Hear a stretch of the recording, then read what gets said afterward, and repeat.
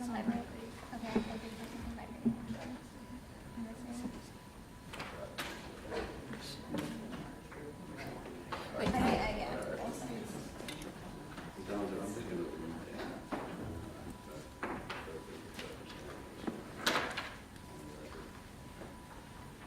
You have a short sentence.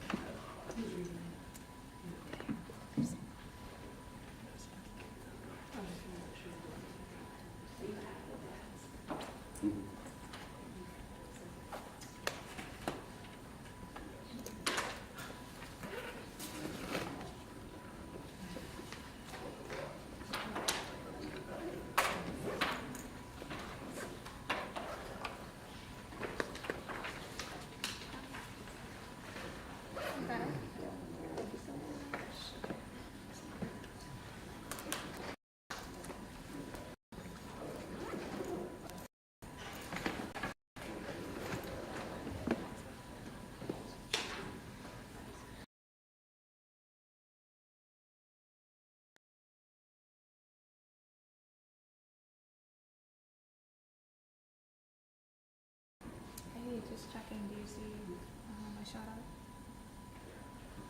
Okay, perfect. What starts at 9?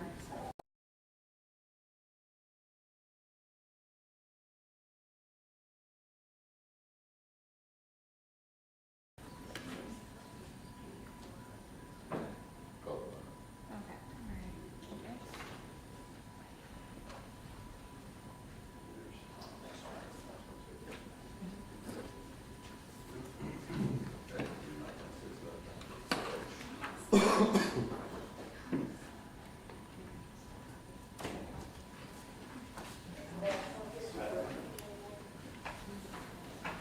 Make sure your phone's turned off today.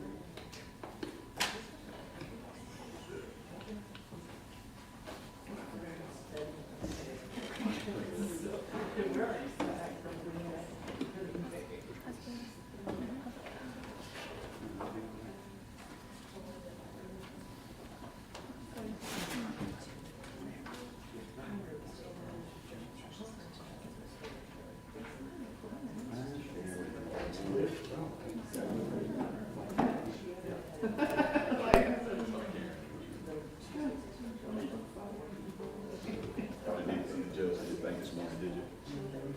Okay. You need to go downstairs. Yes, I know. Thank you for checking.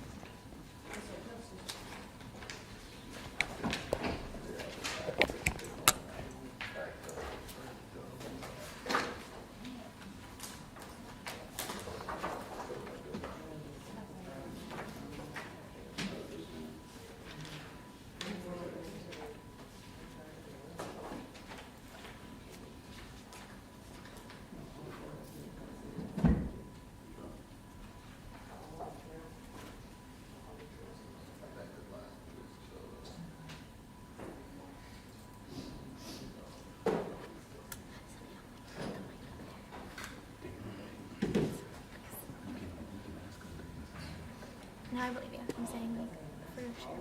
Daryl Daniels. Yeah, that was a special time They because the whole county, which is our stations, got together and met with them. and they were fighting that, but I remember they had to like happen.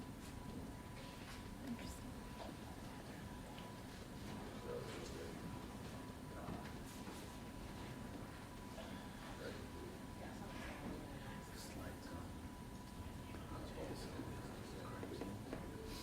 You never know.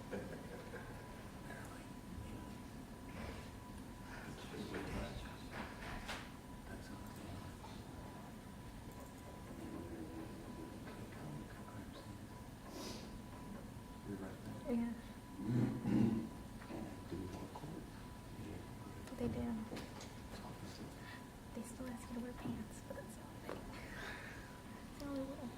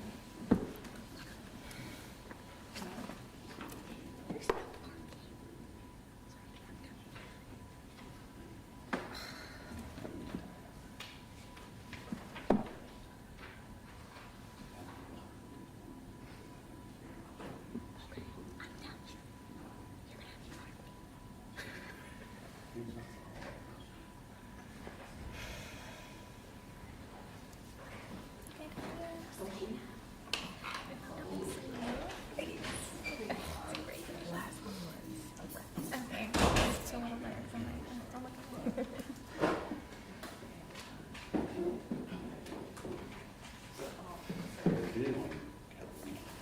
Ladies and gentlemen, court is about to get started. If you have any electronic devices, please make sure they're on silent at this time.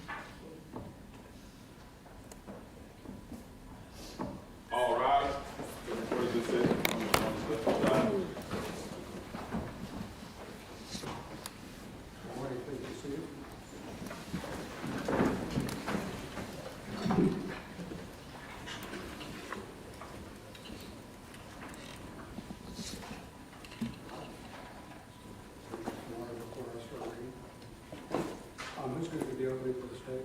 I am, For the defense? Yeah, we won't believe that, no objections. Yes, sir, we received victim impact statements, if I may, just Yes, ma'am. to save us time in the flow of the first portion. We were provided with 3 victim impact statements, one of which has already been sworn to and read prior by victim's father. And that will be read in by Mr. Skinner today. And we will just, for the record on Mr. Coughlin's, maintain any prior objections that were lodged, and of course, overall object, as we had previously through motion, on the admission of victim impact statements. So for his in particular, we just renew any prior objections at this time. Last night, we were provided with a victim impact statement by Ms. Boyer's sister-in-law, former sister-in-law, and we did review that. I would object to it as a whole, once again, as I believe that it is inflammatory and could possibly be an unfair statement. We did have one objection. It looks like the state already noticed that, so we have redacted that portion of the language that was in here, and so That was the only specific request we had. It looks like the state has gone ahead and done that. Okay, that's gonna be read by council? No, Your Honor, she's here. Oh, she's here. Yes, it's head of Fletcher. All right, and she's aware that that's been redacted out? I've spoken to her personally this morning. All right. Yes. And specifically then on the third victim impact statement, which we reviewed this morning, which is Ms. Boyer's sister, the state has made redactions, which we can't even tell what originally was stated, so we'll assume that that was appropriate. We would lodge the same objection and indicate that these are obviously highly emotional and highly inflammatory material that would be unfair to the client having a fair penalty phase. And in particular, there is one line that we'd like for the court to consider a further redaction. It is a compound sentence that was made after a redaction done by the state, but the last portion of it is Andrea and I worked together, where ultimately she took her last breath. That was the last time. That was the only time I was not there to protect her. That particular sentence we feel is highly, because it refers specifically to the crime itself and to her location. We think that that would be inflammatory. We'd ask the court to consider that minor redaction of this statement. Mr. Chairman? One,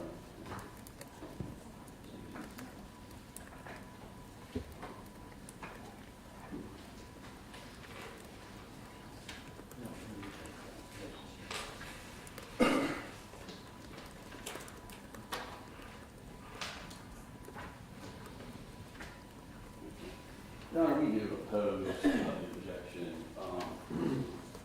She's never, first of all the redactions that you see were references to Mr. Jackson. We have pared all that down to only comments about her sister. That's just her reflecting back on their life together. That's really the entire statement. And when she gets to the end, she does make the comment. Counsel accurately reflected on our record. It's just simply no reference to the defendant. Our position is that she sort of, it just falls in line with talking about the weakness that she had on the community and her frustration and her inability to protect her in her last moments. We'll obviously back up the court orders as to the state opposes the objection. All right, I'm going to overrule all of those objections. I believe that the last comment that was objected to is consistent with the public policy purpose enacted by the legislature to allow victim impact testimony. Anything else before we adjourn? Yes, Your Honor. I was actually planning on making this argument during the jury instruction portion. However, because this language is within the preliminary instructions the court is about to read, I believe I have to make my objection now. Okay. And that is going to be to the burden of proof being allocated to the defense for mitigation, specifically in the preliminary instructions in the larger paragraph towards the end in subsection 3. The language indicates whether mitigating circumstances are proven by the greater weight of the evidence. We would point out, for purposes of our objection, that section 921, 141 is silent as to a burden of proof relevant to mitigation. We would also point out that this particular addition of the burden of proof was not reflected in the jury instructions until 2009, pursuant to a case, I believe it's Campbell v. State,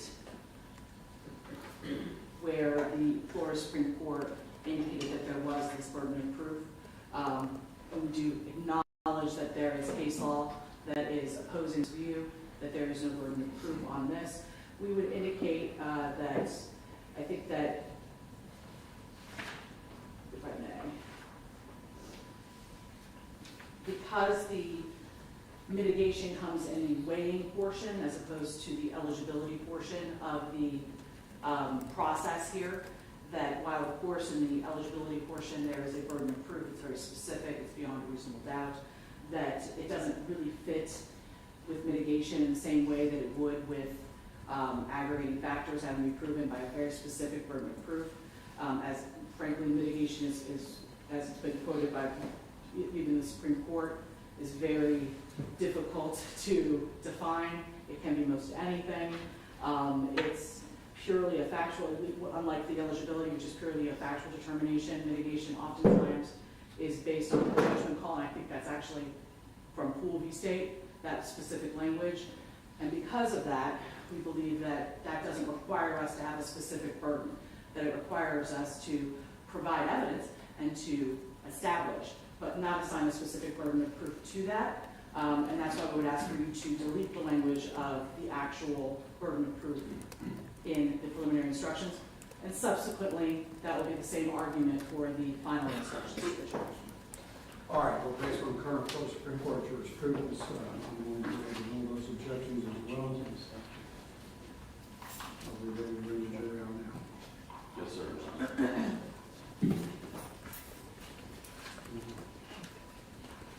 Kevin?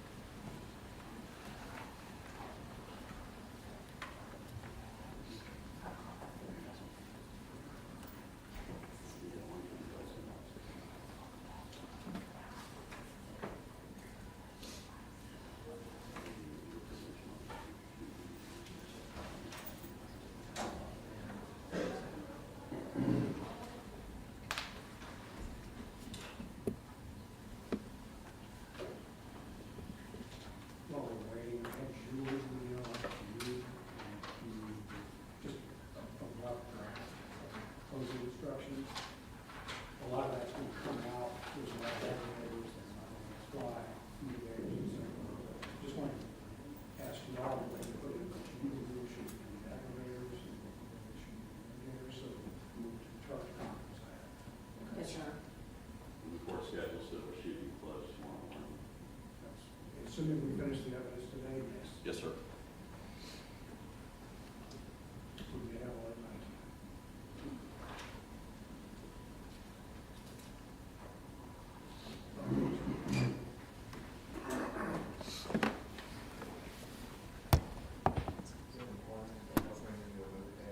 The agreement of that.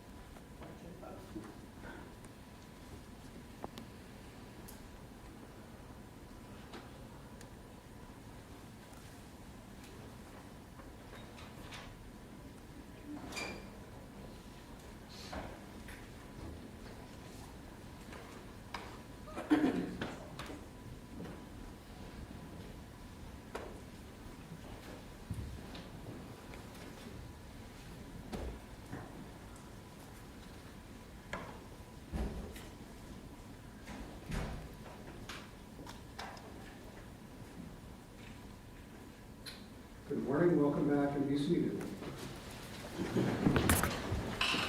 We appreciate all of you all being here this morning. I hope you've had enough time to rest and recharge a little bit. We are now at what I explained to you before, which is the penalty phase of the proceedings, and I'm going to read you an explanation of how this will proceed, so please listen carefully. Members of the jury, you have found the defendant guilty of one count of murder in the first degree. The punishment for this crime is either life imprisonment without the possibility of parole or death. Attorneys will now have an opportunity, if they wish, to make an opening statement. The opening statement gives the attorneys a chance to tell you what evidence they believe will be presented during the penalty phase of this trial. What the lawyers say during opening statements is not evidence, and you are not to consider it as such. After the attorneys have had the opportunity to present their opening statements, the state and the defendant may present evidence relative to the nature of the crime and the defendant's character, background, or life. You are instructed that this evidence, along with the evidence that you've heard during the guilt phase of this trial, is presented in order for you to consider, one, whether one or more aggravating factors have been proven beyond a reasonable doubt, two, whether the aggravating factors found to exist beyond a reasonable doubt are sufficient to justify the imposition of the death penalty, three, whether mitigating circumstances are proven by the great weight of the evidence, four, whether the aggravating factors outweigh the mitigating circumstances, and five, whether the defendant should be sentenced to life imprisonment without the possibility of parole or death. At the conclusion of the evidence and after argument with counsel, you will be instructed on the law that will guide your deliberations. It may be helpful if I define two of the important terms you will hear during the penalty phase of this trial. The first important term is the term aggravating factor. An aggravating factor is a standard to guide the jury in making the choice between a verdict of life imprisonment without the possibility of parole or death. It is a statutorily enumerated circumstance that increases the gravity of a crime or the harm to a victim. You must unanimously agree that each aggravating factor upon which I will instruct you is proven beyond a reasonable doubt before you may consider it in arriving at your final verdict. In order to consider the death penalty as a possible penalty, you must unanimously determine that at least one aggravating factor has been proven beyond a reasonable doubt. The state has the burden to prove each aggravating factor beyond a reasonable doubt. A reasonable doubt is not a mere possible doubt, a speculative, imaginary, or forced doubt. Such a doubt must not influence you to disregard an aggravating factor if you have an abiding conviction that it exists. On the other hand, if after carefully considering, comparing, and weighing all the evidence, you do not have an abiding conviction that the aggravating factor exists, or if having a conviction it is one which is not stable, but one which wavers and vacillates, then the aggravating factor has not been proved beyond a reasonable doubt, and you must not consider it in providing your verdict on the appropriate sentence to the court. A reasonable doubt as to the existence of an aggravating factor may arise from the evidence, conflicts in the evidence, or the lack of evidence. If you have a reasonable doubt as to the existence of an aggravating factor, you must find that it does not exist. However, if you have no reasonable doubt, you should find that the aggravating factor does exist. Another term that you will hear during this part of these proceedings is mitigating circumstances. Should you find sufficient aggravating factors do exist to justify the imposition of the death penalty, it will then be your duty to determine whether the aggravating factors that you unanimously find to have been proven beyond a reasonable doubt outweigh the mitigating circumstances that you find to have been established. Unlike aggravating factors, you do not need to unanimously agree that a mitigating circumstance has been established. Rather, whether a mitigating circumstance has been established is an individual judgment by each jury. A mitigating circumstance is not limited to the facts surrounding the crime. It can be anything which might indicate that the death penalty is not appropriate for the defendant. In other words, a mitigating circumstance may include any aspect of the defendant's character, background, or life, or any circumstance of the offense that reasonably may indicate that the death penalty is not an appropriate sentence in this case. A mitigating circumstance need not be proven beyond a reasonable doubt by the defendant. A mitigating circumstance need only be proven by the greater weight of the evidence, which means evidence that more likely than not tends to prove the existence of a mitigating circumstance. If you determine by the greater weight of the evidence that a mitigating circumstance exists, you may consider it established and give that evidence such weight as you determine it should receive in reaching your conclusion as to the sentence to be imposed. I will instruct you in much more detail about the process of deciding whether the defendant should be sentenced to life without the possibility of parole or death after the evidence has been presented and counsel has presented their closing arguments. So at this time, members of the jury, we will please have the opportunity to present their opening statements, and we will commence with the state. Mr. Smith. Thank you, sir.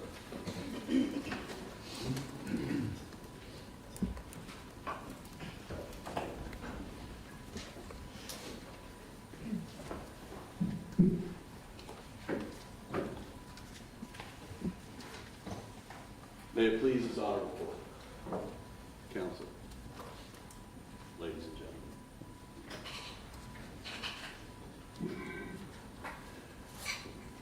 The oath you took right before the trial began read as follows. Do you solemnly swear or affirm that you will well and truly try the issues between the state of Florida and the defendant, whom you shall have in charge, and a true verdict render according to the law and evidence, so help you God? You have done that. You have done that unanimously. And that oath that you took is oh so very important. That oath that you took was the result of you receiving a summons and coming down here not knowing what you're going to experience. And there are many oaths in our society. Police officers take oaths. Witnesses come here and take oaths. Doctors take oaths. Every lawyer in this court, we all take oaths. But much of the taking of oaths comes from people that select that chosen profession. They want to do what they're swearing to do. Another one, but for the draft in the 30s and 40s, our military personnel take an extremely important oath. Extremely important. I will support and defend the Constitution of the United States, etc., etc. Those words are not just shallow words. Those words are powerful words, as in any oath that's taken. But you were summoned here, and you went through a process of about 4 days of jury selection that we know is very long.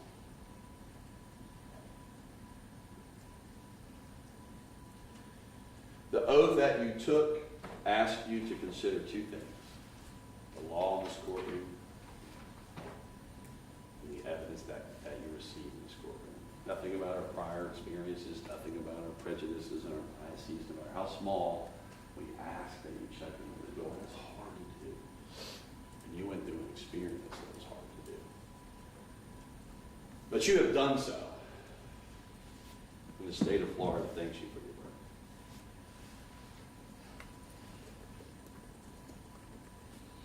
But now it gets harder.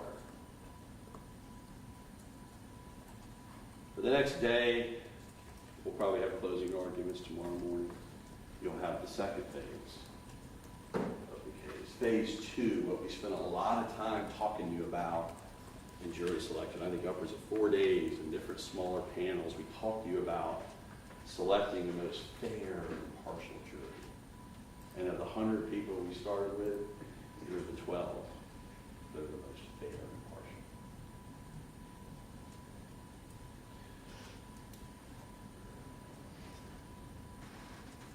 In that process, you learn, we ask you about television shows, we ask you about any prior experience with law enforcement or any prior victimization that you may or someone in your family may have suffered.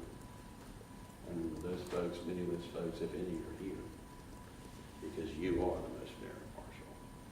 And that oath that the clerk read to you when they swore you in is so very important. But now, phase 2, it really gets important. It is so very important that you consider only the evidence in the law. And the last question that will be placed before you is whether the defendant should receive the imposition of the death penalty or life in prison without the possibility of parole.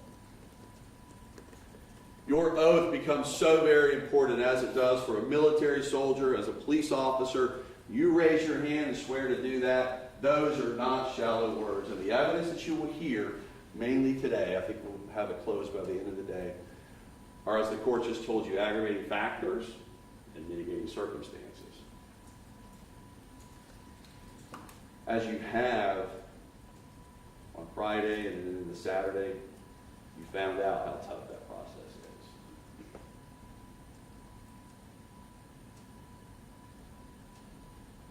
Make no mistake, as we begin our opening statement to you, the state of Florida is seeking the death penalty against the defendant, Michael Jackson.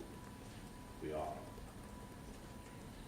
Not because I'm some prosecutor, Ms. Hazel's some prosecutor that just stands up and asks you, but because of the aggravating factors that we're about to present to you. Because of those in the weighing process that you're going to engage in against the mitigating circumstances that the defense will present to you. You heard the court briefly talk to you about the process that you're going to engage in. It's a 5-step process, and it's relatively a simple process, but it's a very, very important process. The first step in that process, as you'll hear as the evidence unfolds before you, is the state of Florida must prove to you beyond a reasonable doubt, and you must find unanimously at least one of those aggravated factors we're going to be presenting you for. Those will be weighed on the state side versus the mitigating circumstances that you'll receive from counsel on the defendant.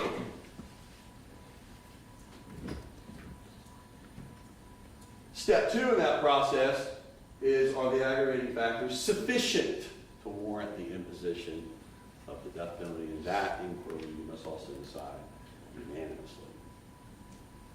Step 3 is bringing mitigating circumstances established by the defense.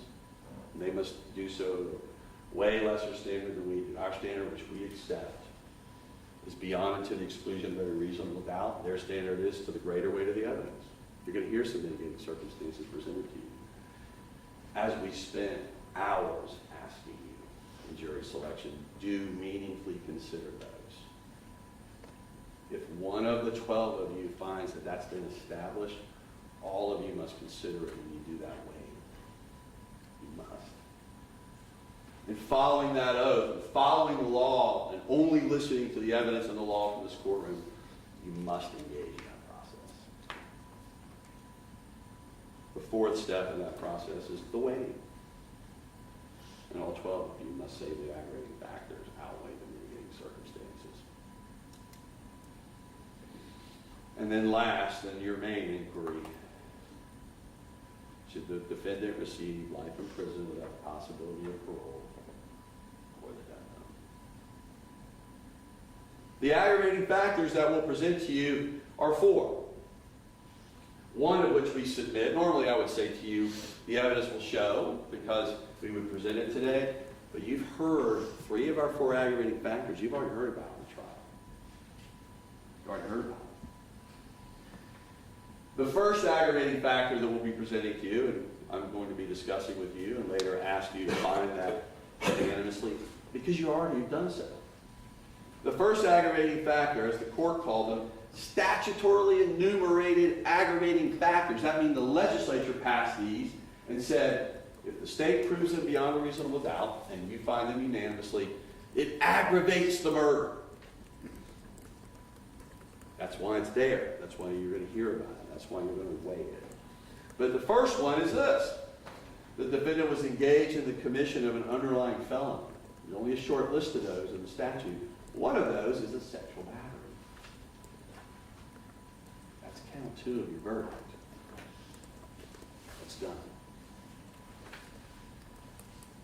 You've already found that with your second count. You found him guilty of sexual battery by a 12-vote vote. So step 1 in that process, has the state proven at least one aggravating factor beyond a reasonable doubt? That's been proven, and it's been proven to you unanimously. That's step 1. That's already been done. That's the first aggravating factor in the state of Florida that we can rely on in this particular case, because as the court said, it's statutorily enumerated. It is the law of Florida. That if you commit sexual battery during the commission of, while engaged in this murder, if you commit a sexual battery, that is an aggravating factor. And you heard all those facts. The second aggravating factor is this. The short paraphrase for it is the prior violent felony. In essence, what it says is, has the defendant previously been convicted of a felony involving the use or threat of violence to a person? The court will read that exactly to you when it defines prior violent felony. Well, you've heard evidence of that too. With Miss H.E., the prior misdemeanor. And that was presented to you in the guilt phase to rebut the defense of consent. He threw out consent with the victim. You've now found him guilty of that. It was presented to you to rebut that. If you recall, Miss H.E. took the stand and said, typically something I will be presenting to you in the guilt phase, but it came, in the penalty phase, but it came out in the guilt phase. And she took the stand and said, pulled a knife on me, broke into my bedroom. I was 14 years old. Held a pillow over my head. Held the knife at me, told me, do what I want. Do as I say and I won't hurt you. In the morning time, broke into her home. That evidence has been presented to you. In fact, you remember, don't recall, you can consider the evidence from the guilt phase and the penalty phase. Why? Because you've heard it. But don't forget what investigator T.C. Osteen said. He was the detective on that sexual battery case. And he said, yeah, I was the lead investigator. I'm the one that investigated. We found a fingerprint on that sliding glass door. That's how it came in, surreptitiously. And he pled guilty to it. In fact, evidence that you're going to receive today in the penalty phase, you're going to actually see the judgment and sentence that he received when he pled guilty to it. You're going to hear that he went to prison for that as an adult. You're going to hear that he went to prison for some 13 years or so. And then got out and went on probation. And hold that thought. But the prior violent felony has been established to you from the evidence that you've heard. We'll be arguing to you at the end of all the evidence, probably tomorrow morning. That has most certainly been established with the testimony of our victim that we're not sharing publicly her name. But he pled guilty to that. Not only did Detective Investigator Osteen testify to that already, you can consider also a document that you'll have in your hands that shows he pled to those 3 counts. Burglary to a dwelling, sexual battery, sexual battery. Don't be confused by the sexual battery. It's 1 victim. It's 2 counts because it was penile vaginal intercourse and digital penetration. 1 incident, those 3 felonies you'll have right before you, showing you that he entered a plea of guilty to those. Prior violent felony, aggravating factor number 2. The third aggravating factor, I just mentioned it, he was on probation for it. It's not just that he was on probation. We have to show you in this proceeding, you're going to meet a new witness regarding this third aggravating factor. You're going to meet a former probation officer, Tony Campbell.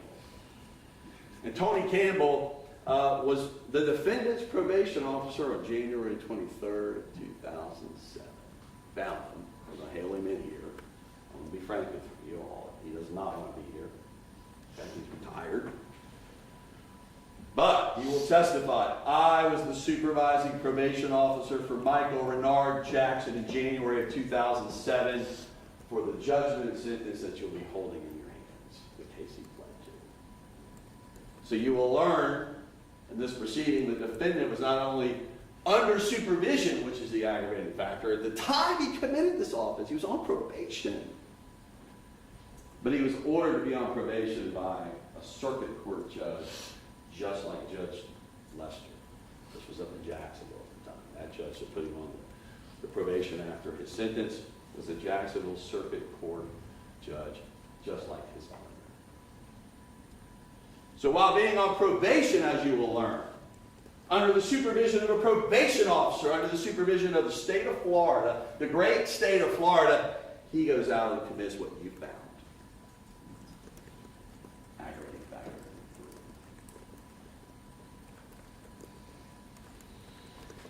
The last aggravating factor, and I don't have to talk too much about any of these, because 3 of the 4 of these, as I've said, you've heard the facts. Aggravating factor number 3 largely pertains to the circumstances of the case, how she was found, and Dr. Sherman's testimony. Dr. Sherman, as you recall, is deceased. That's why we did the read back in the guilt phase. We read every single word that he testified to in the prior hearing in this case. And we did that because we wanted you to hear from the person who did the autopsy, the person who had the body at his hands. And you heard every word of his testimony. We're not going to read back to you the 2 hours that it took to read that testimony. We could, we're not. You've heard it, so we're asking you. I would typically ask you right now, the evidence you're about to receive is X, Y, and Z. We've heard it. So we ask you in the state of Florida, praise of you that you do recall that testimony, and we'll discuss it very briefly, because aggravating factor number 4 pertains to the facts that you heard in the trial. The aggravating factor number 4 is especially heinous, atrocious, and cruel. Especially heinous, atrocious, and cruel. Especially heinous, atrocious, and cruel. Using multiple weapons, the knife, hands, something he tied around her neck, and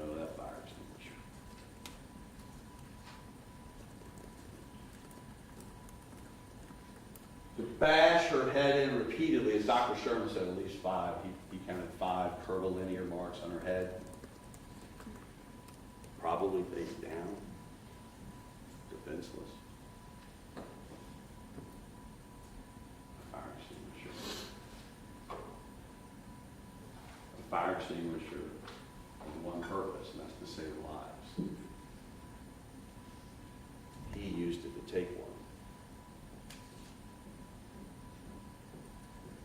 Especially heinous, atrocious, and cruel. And the court will define that later when we get to argue tomorrow. He's going to read you the exact instruction. He's going to define the word heinous. He's going to define the word atrocious. He's going to define the word cruel. Heinous means extremely wicked and shockingly evil. He's going to define atrocious as outrageously wicked and vile. And he's going to define cruel, the court will. Designed to inflict a high degree of pain with utter indifference to or even enjoyment of the suffering of others. And why is Dr. Sherman's testimony important? We would typically call him back, but you heard it. So the evidence that we'll be relying on, the evidence that you heard, the evidence that you will recall. Don't forget what Dr. Sherman said. He said there were 2 causes of death. The strangulation with manual ligature, hands and something wrapped around her neck, plus the blunt force trauma. Both independently were fatal.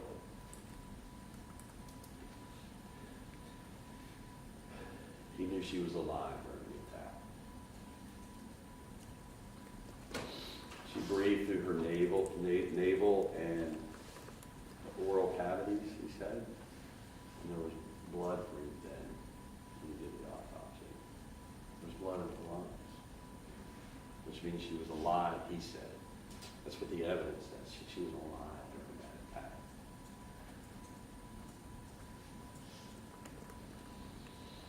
Most importantly, and we rely on this heavily when we argue heinous, atrocious, and cruelty, Dr. Sherman testified to and would have come back and testified to. You've heard it. He called it painful,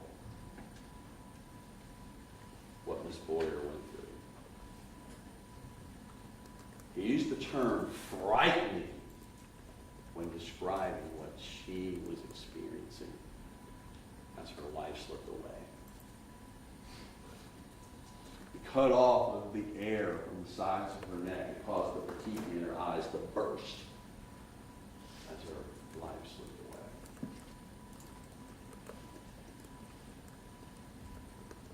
Heinous, atrocious, and cruel, and especially so. He used that many weapons to kill her the way that he did. He will be arguing to you tomorrow morning that aggravating factor should be found by you unanimously, because we will prove it to you and have proven it to you beyond a reasonable doubt. Finally, you're going to hear something unique about Andrea Boyer. This is that part of the proceeding, we talked to you about it in jury selection, where you're going to hear some amazingly compelling statements. You're going to hear from 3 people.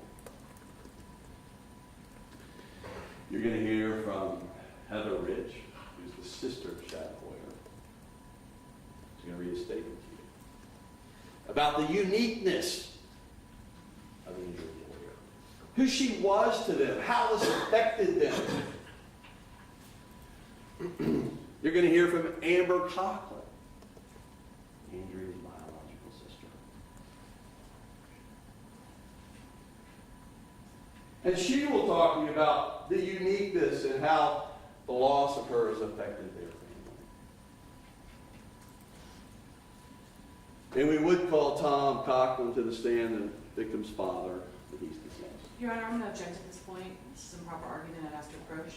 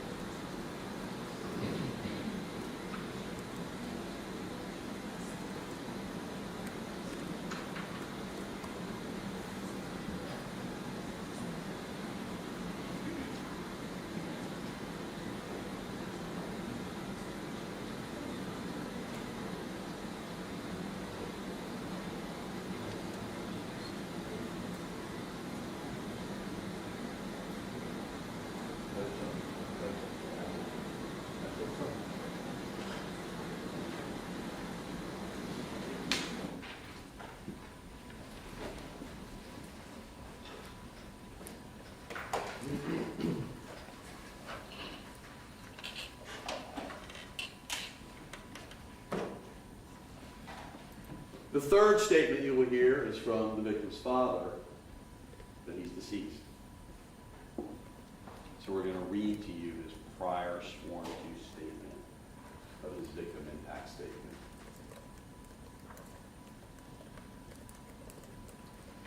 I'll read that to you. Please, as we talked about in jury selection, those three victim impact statements, as powerful as they are, if you see tears, you cannot, the court will instruct you of this, it cannot be put in that weighing process. It's hard.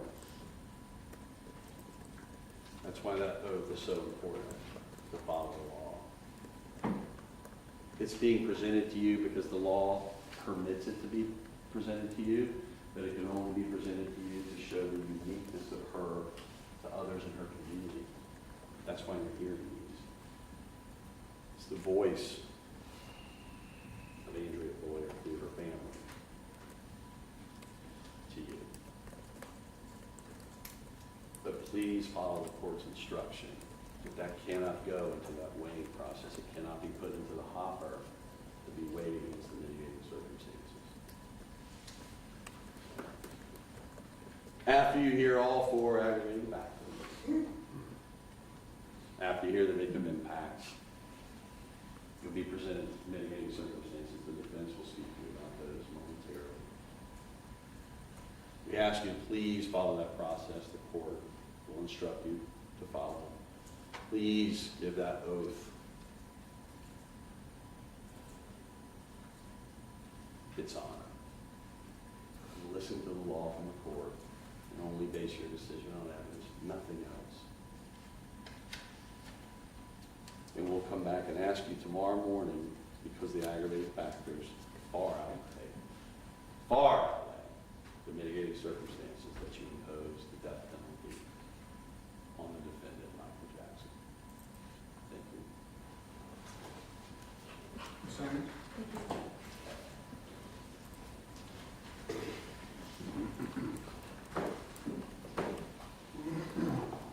May it please the court, counsel. Thank you. Good morning, everyone. My name is Beth Sammons. I have not had the opportunity to speak with you yet. I'm very much looking forward to speaking with you now. The first thing I'd like to do is thank all of you for what you have gone through so far, how much careful deliberation you put into the first part of this trial. And I ask you to please give us the same thoughtful consideration and deliberation that you all have done for almost 2 weeks now. I know how hard it is to come back here every day and work as hard as you all have. Michael Jackson and our team need you to know that we respect your verdict. We are not going to be re-arguing anything. We are not going to be challenging your verdict in any way. This is a very different day, a very different proceeding. This is the most difficult and important decision that a juror can make, and that is whether another human being should die for their crimes. Your verdict has already delivered justice. As we sit here right now, he's not wearing a suit anymore. He's shackled. He will never leave the shackles and confinement of prison. He will die there. As we sit here now, he will. The only way out is in a casket.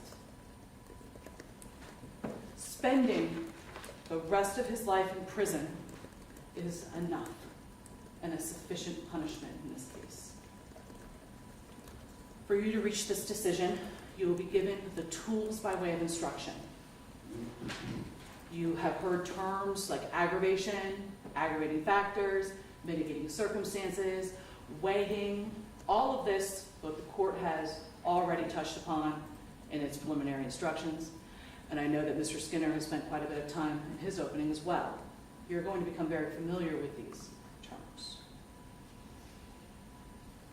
Over the next day, and it has already happened, the state will argue that Michael Jackson deserves to die. Because your verdict supports a finding of certain aggravating factors beyond a reasonable doubt. He has gone through those aggravating factors with you already. Your verdict has already established one of them, and that is that this occurred during the course, commission, of sexual battery. So automatically, we're already there without them presenting anything additional. You've already heard and seen everything in the prior trial. Everything, except for the probation aspect. That is the only thing that they're going to be presenting to you now that's new. That and the judgment and sentence. But it was fairly obvious that he was convicted of that 1986 crime. You will hear nothing that will make this murder any worse than it already is. I want to make it clear. We are not arguing that murder is not horrible. That Andrea Boyer's death is not tragic. All murders are horrible. All murders are tragic. That is not what makes you eligible for the death penalty. The state must prove beyond a reasonable doubt that not just that this murder was heinous, but that it was especially so. That is what the law requires. We ask you to review the instructions, carefully review definitions that the court will provide you when you're evaluating this case. They are relying completely for the especially heinous, atrocious, or cruel aggravating factor on the testimony of the readback of medical examiner Dr. Sherman. But please remember some of the questions and some of the facts that also came out. Please remember Dr. Willie's testimony as well in the first phase, because you can consider anything and everything that was presented to you that would be relevant to help you make your decision here. And one of the things that you should consider is unconsciousness. Unconsciousness means an awareness of what is happening. That doesn't mean that you're alive or not alive at the time of something. It means you're unaware. And there was a lot of testimony about that. I'd ask for you to recall that as well when you're considering that aggravating factor. The prior violent felony you've already heard about happened in 1986. You'll see the judgment and sentence because he pled guilty. He was sentenced to prison. He was sentenced as an adult. He was 16 years old. And the victim, and we won't name her either, of course, was here in court. Michael Jackson was weeping. This was the beginning, and that moment was the beginning of the end of his life, as he knew it, as everyone knows it. He was 16 years old. He was charged as an adult. He was living at the same time with a woman named Linda Joyner. That also came out in evidence. An adult woman who worked for HRS, which is now the Department of Children and Families, somebody who was supposed to care for children, and she was arrested for having sex with Michael when he was a minor.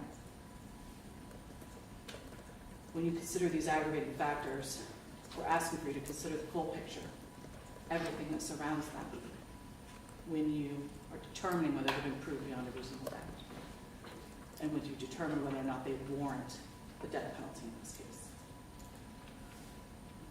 Our argument will always be that the aggravating factors as applied to the specifics of this case, this defendant, Michael Jackson, are not sufficient to warrant the death penalty.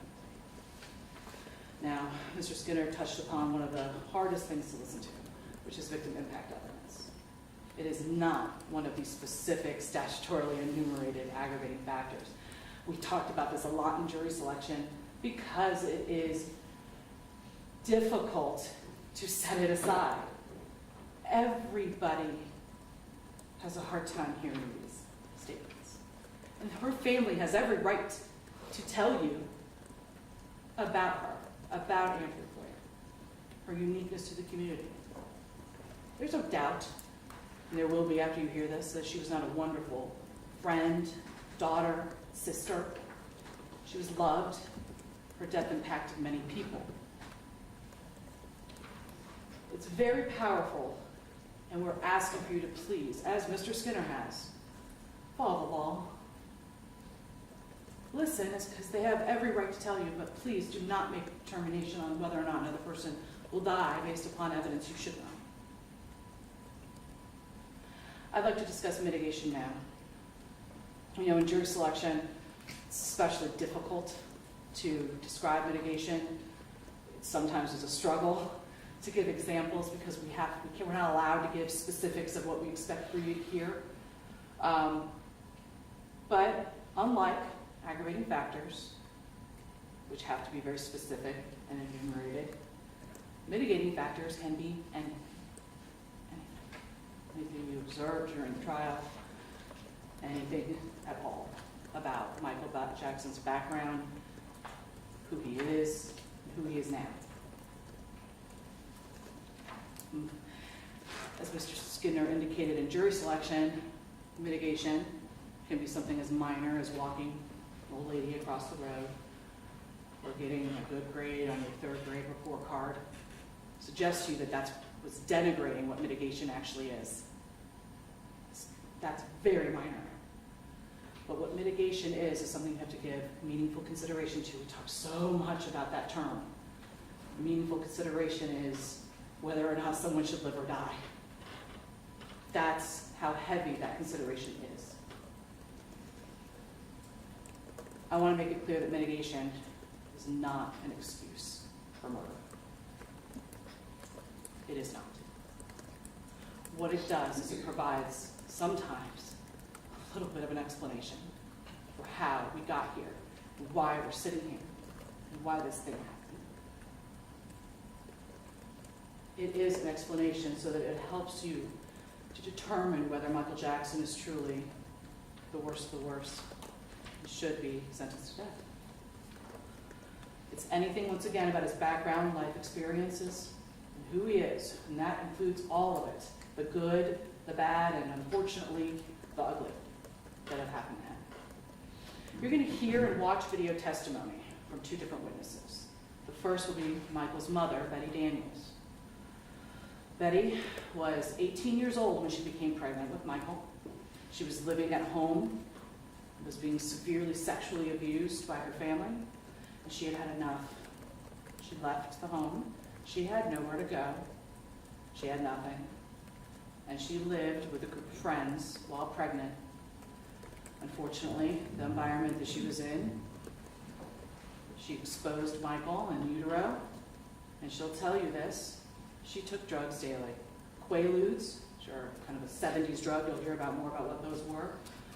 Christmas trees, once again, not a common drug of abuse now, no longer really exist, but it's an amphetamine. Alcohol every day, whatever she could get her hands on. Marijuana daily. From the moment he was in her uterus to the moment he came out. Never stopped. She worked at the time as a bartender, as a cab dispatcher, and as a prostitute. She had to support her habit, especially after Michael was born, support herself. She'll tell you about those things. Her drug abuse did not stop. She continued to abuse and use drugs. She would leave Michael unattended with strangers and people that she was living with. She did not spend a whole lot of time with him. She was not doing well. She herself will say she was not a good mother. She provided zero stability for Michael. He would cry and not go to sleep. So at 1 year old, she began to put alcohol in his bottle. She would expose him to drugs on a consistent basis. He'd disappear for days when he got older, in his adolescence. No one would look for him. She was with another man named CL who abused both her and Michael. Michael had enough and he was done. He left at 15. They really didn't have much of a relationship after that. 15 years old, remember that age. You'll hear from another video interview of Michael's aunt, Gayla Duhart, who's in Texas. She's going to describe on video how he came to live with her in Texas when he was about 6 years old. She noticed that his behavior, even though he was such a sweet boy, his behavior was changing quite a bit, and there was something wrong, something off about Michael.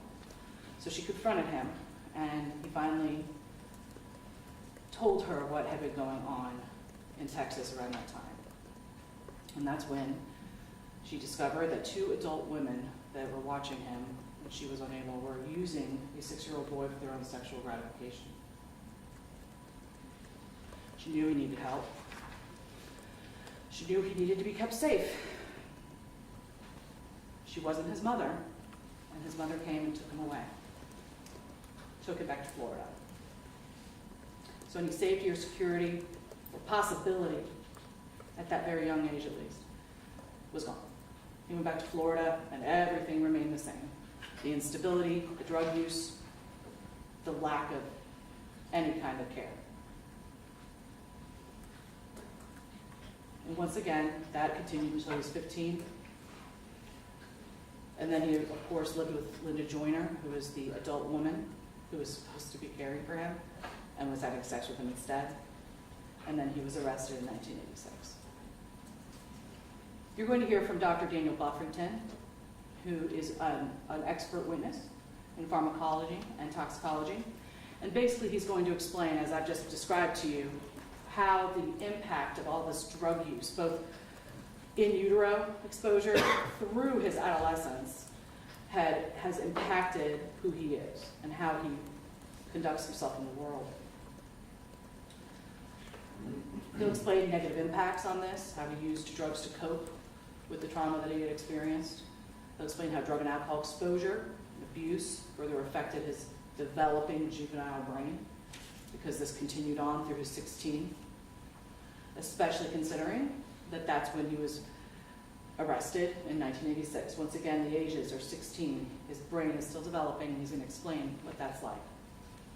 You're going to hear from Dr. Toomer, who's a psychologist who has reviewed Michael's case and the traumatic experiences he endured throughout his lifespan. He'll explain how traumatic abuse, neglect, abandonment, and instability can result in lifelong cognitive, behavioral, and emotional dysfunction. But, importantly as well, is who Michael is now. Who Michael is now matters. It matters. He's 53 years old. This is a crime that occurred that we're here for the conviction when he was 37. He went to prison when he was 16. He spent a considerable amount of his life incarcerated. What matters about this is that he actually does really well there. He does well in this structured environment that the prison and jail systems provide. And this environment where he does well is where he's going to stay until he dies, as we're standing here right now. He's made positive changes. He follows orders. He's respectful. He participates in betterment programs, goes to church. You will hear from Clay County Sheriff's Office Programs Coordinator, Patty Atkinson. She's not just someone who issues certificates, but she's someone who has known Michael for a pretty long time now, as he's been in the Clay County Jail. She's seen how Michael acts when no one's looking, how he interacts with other deputies, detention deputies, how he interacts with her, and how he interacts with other inmates. This is not a brief period of time. This is since 2007. He's consistently shown good behavior in this setting. This shows that society is safe. This supports that a life in prison term is appropriate in this case. You're going to hear from Ron McAndrew, and he's an expert on Florida prisons and how they're organized and run. Actually, he was the warden of multiple Florida prisons at some time, including Florida State Prison, when death row was located there. He's now retired, and what he does for a living is he reviews prison records of inmates. And he tries to provide a little guidance on how that inmate's going to acclimate to being in a structured setting. Oftentimes, it's their first time being in prison, and that cannot go well. Age is a huge factor. He's going to tell you about these things. And he's going to tell you that Michael's the same in custody as he was when he was a 16-year-old, as he is now as a 53-year-old. He keeps trying to do better, and he's consistently not a trouble inmate. And this is important, because once again, given the opportunity, he'll behave the same. There's no reason to believe he would not behave the same as he would in the past, considering that the majority of his life has been behind bars.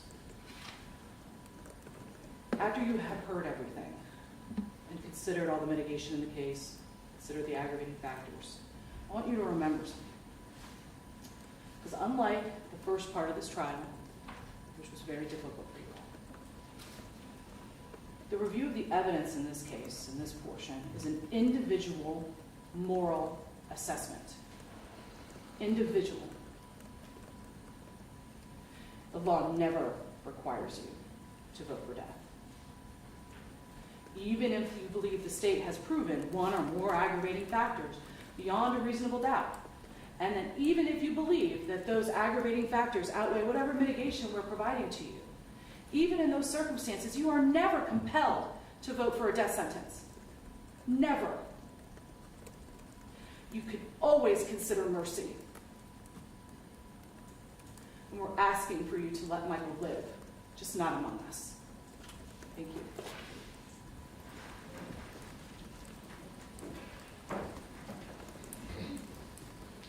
Mr. Skinner, you ready to call your vote? Yes, sir. Your Honor, the state will call Tony Campbell. Ash, could you read that?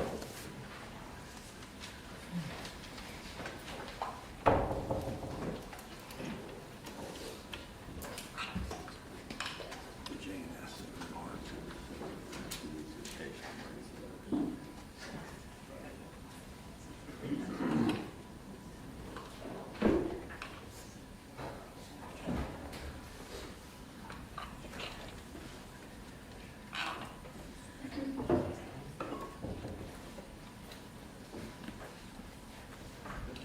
Please raise your right hand. Do you swear to tell the truth in this proceeding, so help you God? Yes, I do. Get over here, please, sir.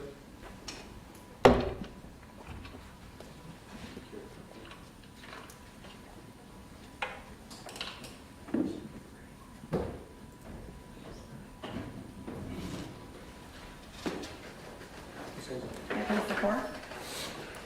Sir, would you please introduce yourself to the jury? My name is Tony Campbell. And where are you currently employed? Right now, I'm working with kids and adults with disabilities. Was there a time when you worked for the Department of Corrections in the state of Florida? About 15, 16 years ago. Okay.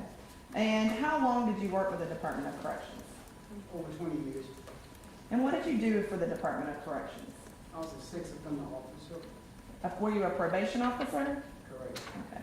I'm going to turn your attention now back to 2006, 2007. Were you employed as a sexual offender probation officer during that time frame? Yes, ma'am. And while you were so employed, did you supervise a man named Michael Renard Jackson under case number 86 CF 3160? Yes, ma'am. Would you recognize him if you saw him again today? Yes, ma'am. Do you see him in the courtroom? The guy said in the yellow and white jumper wear. Your Honor, may the record reflect the witnesses identify the defendant? So reflect. Okay. Do you remember approximately how long you supervised Mr. Jackson? 6 to 7 months.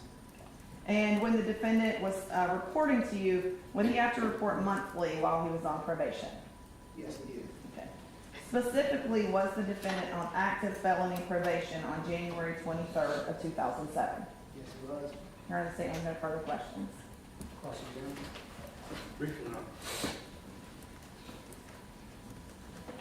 Good morning, sir. How you doing?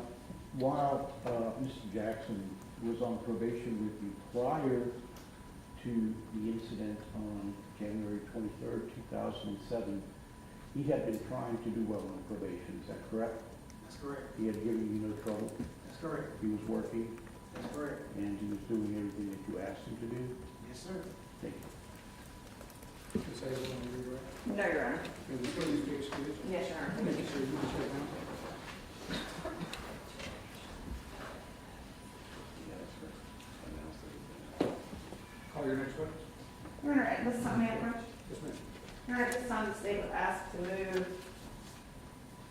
states A, for identification into evidence, the judgment and sentence of Michael Renard Jackson, 1986, CF 3160, that we previously mentioned. Any objection? No, there's no previous objection. Understood. All right, that will be received, subject to today's prior resolutions. Your Honor, at this time, the state would call victim impact. Yes, ma'am. The state would ask to call Heather Rich.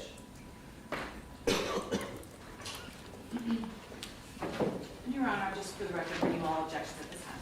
Yes, ma'am. I'll go.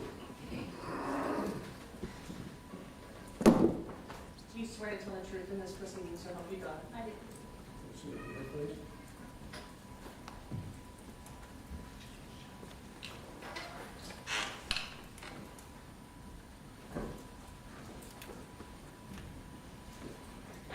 Says Thank you, Your Honor. Would you please introduce yourself to the jury? Hi, I'm Heather Rich. I am Chad Boyer's sister. Can you please tell the jury how you were related to Andrea Boyer? She was married to my brother. She was my sister-in-law. Did you prepare a statement that you would like to read to the jury at this time? I did. Please proceed.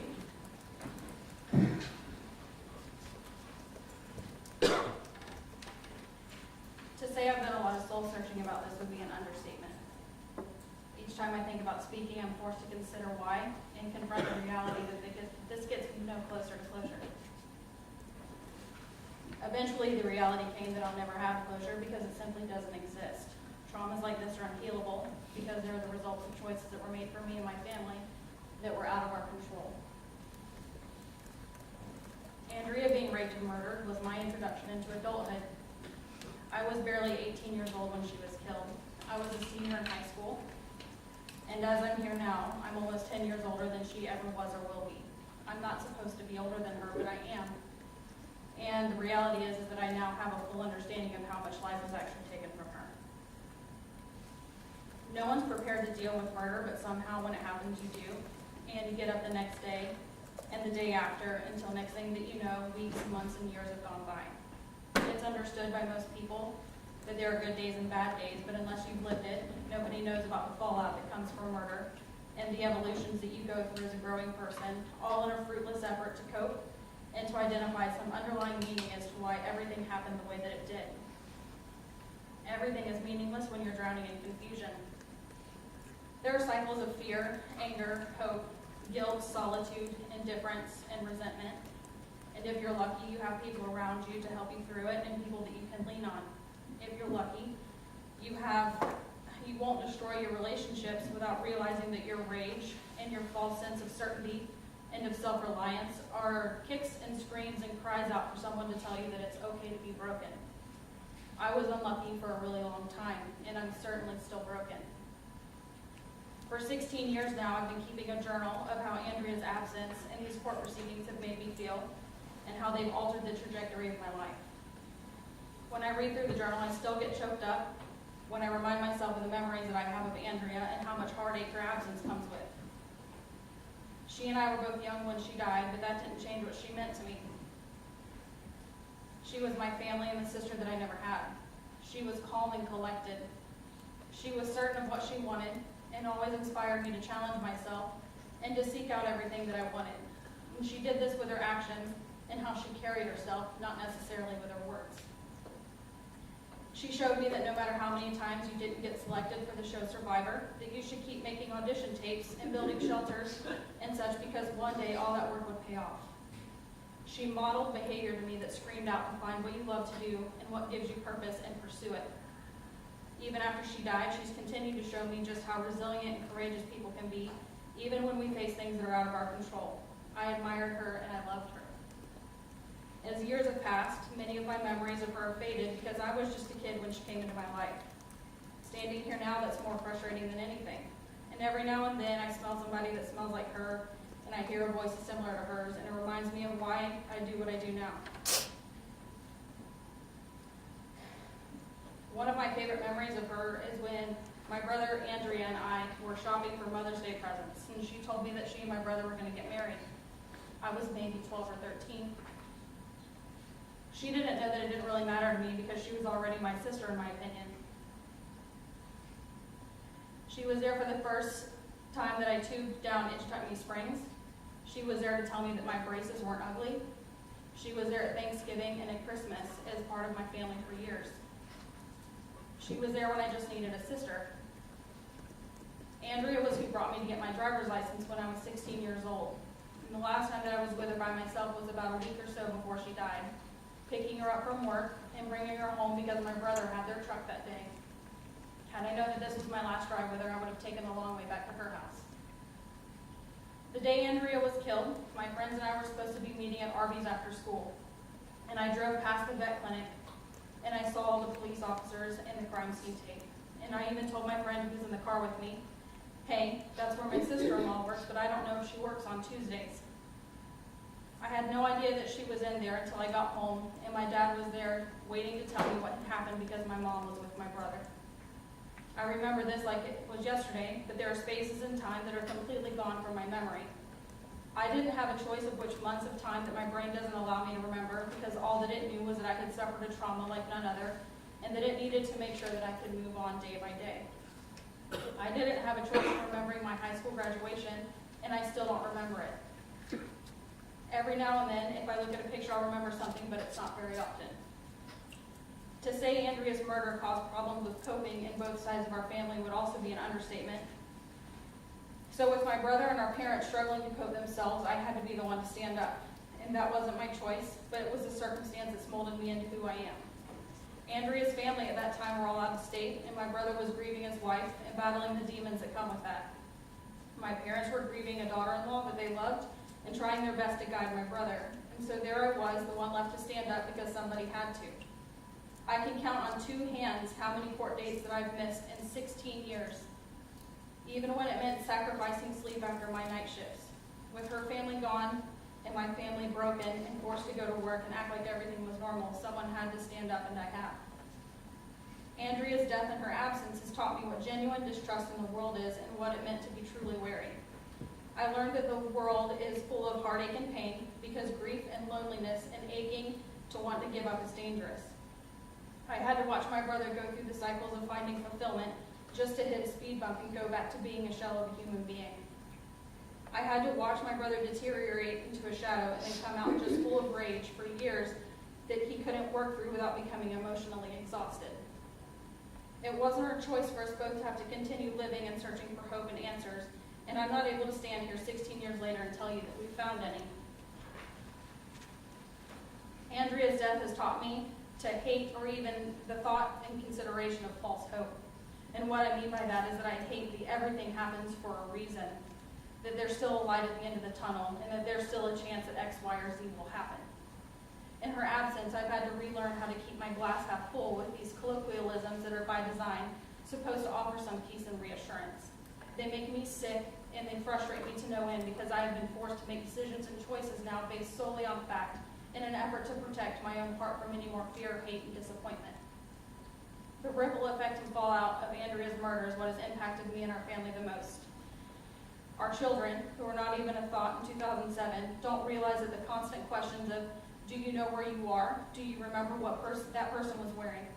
If something bad were to happen right now, what would you do? All of these questions and concerns and stresses that they have are because of the fear that Andrea's death made a reality for us. People who weren't even alive then are affected by how Andrea was taken from us. Don't walk with your headphones in by yourself. Be aware of your surroundings. Look around before you get out of the car, even at our house. They have seen their family in a state of uncertainty that most children never have to experience, and unfortunately know about some of the darkest things that the world has to offer because Andrea's urn still sits in our home and her pictures are still on the wall. The grief from Andrea's absence evolves more as time passes, and there aren't enough words to describe the waterfall of emotions that can come and go as it pleases. There are days when it feels like we're stuck in the mud with just our heads sticking out, watching the tide come in that we know will rob us of our only source of air. I recently read a short poem that really encapsulates grief as I have experienced it. The grief doesn't go away. The grief doesn't shrink. The grief stays and we grow. And growing without her is what hurts. I didn't have a choice in how Andrea died. I didn't have a choice in my own suffering. I didn't really have a choice in being the one who stood up but in hindsight being 2020, I wouldn't have it any other way.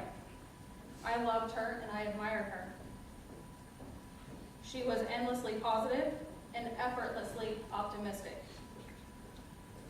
Andrea's murder led me to my career, and I've fallen into a place that gives me purpose, even after thinking that there was none, just as she showed me. Thank you so much.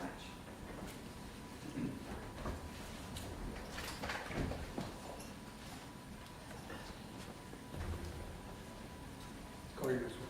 Thank you, Your Honor. The state would call Amber Coughlin.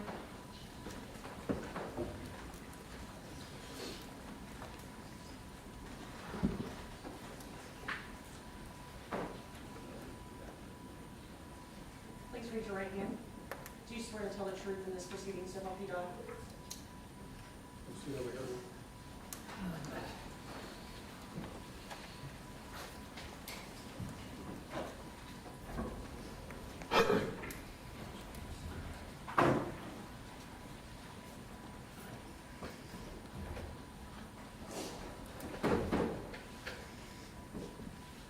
Ms. Hazel. Thank you, Your Honor. Would you please introduce yourself to the jury? My name is Amber Coughlin. How are you related to Andrea Boyer? She was my little sister. Did you prepare a statement you would like to read today? Yes, I did. Can you go ahead and read it? And if you need help, I can come read it for you.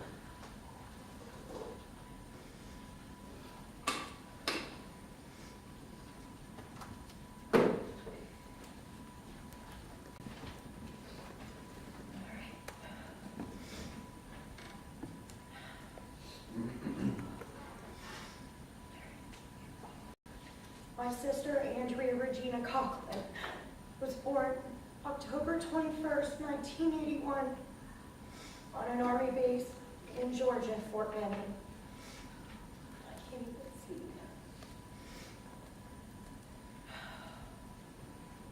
My first memories of my sister is picking green beans in my papa's garden, and my Mimi giving us $1 to pick up all the acorns in our backyard all day. We moved to Austin, Texas, and being the little sister that she was, she always wanted to hang out with me and do what I did. One time I convinced my sister to play hide and seek. I told her to go hide in a closet that I totally knew that the doorknob wasn't working correctly, and of course, she listened, and she ended up being locked in there for hours until the next door neighbor had to help my mother remove the door. Our life together really started when we moved to Australia. My sister was always my partner. We were always joined at the hip. Andrea was always my lookout when it came time for my dad to come home from work. Andrea would watch for my dad to come around that corner while I climbed up the big, huge tree in our front yard. When Andrea would say it was okay, I would scurry out onto the limb that hung over our driveway to jump on my dad's Jeep to scare the crap out of them.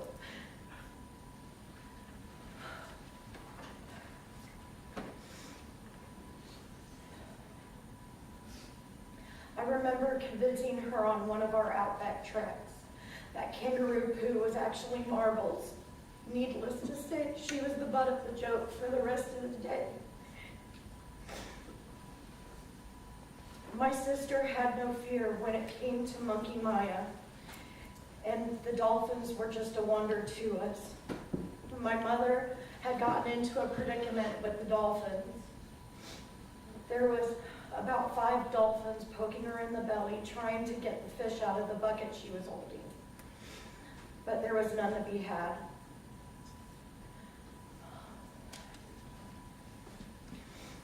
As Dad is behind the camera and Andrea right there with my mom, just yelling, just show them the bucket. Right when the dolphins saw that the bucket was empty, they came straight to us to play again. There was a beach I think it was called Shell Beach, the most beautiful beach you've ever laid your eyes on. There was not one speck of sand, just all broken shells beneath your feet.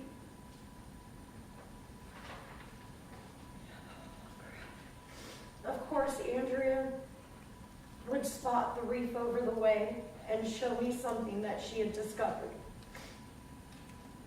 These big, huge oysters that had no idea what was coming now that the Coughlin sisters had met them. Andrea said to me, "Put your goggles on and get your snorkel ready and watch this." She took her snorkel and poked the oysters, staring directly into it, not even 5 inches away. As she did that, the oyster spit out a big gush of water into her face, not to mention that's what we did for the rest of the day. Speaking of no fear, the base in Exmouth, Australia, had this wonderful pool with Olympic-sized platforms. And of course, being the big sister, Andrea dared me to jump off the tallest one. It took me about 5 minutes to take my first leap. As soon as she saw me take that first leap, it didn't take her 2 seconds to follow after me.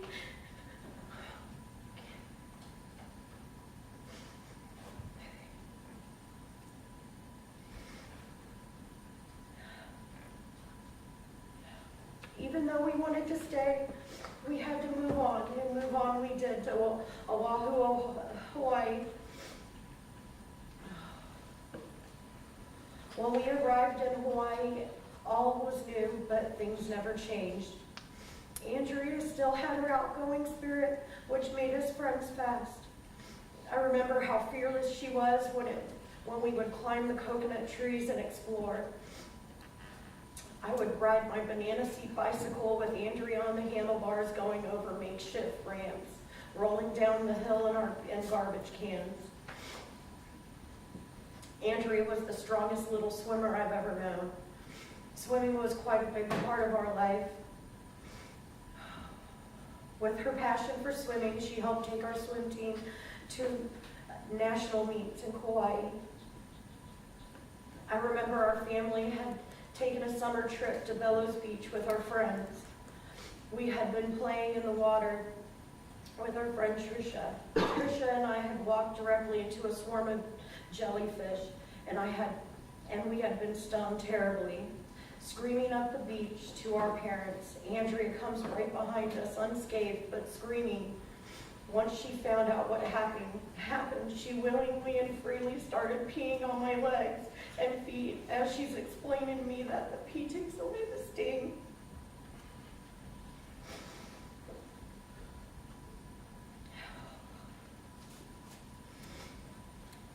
As my father has said, Andrea was definitely the funny out of the good, the defiant, and the fun.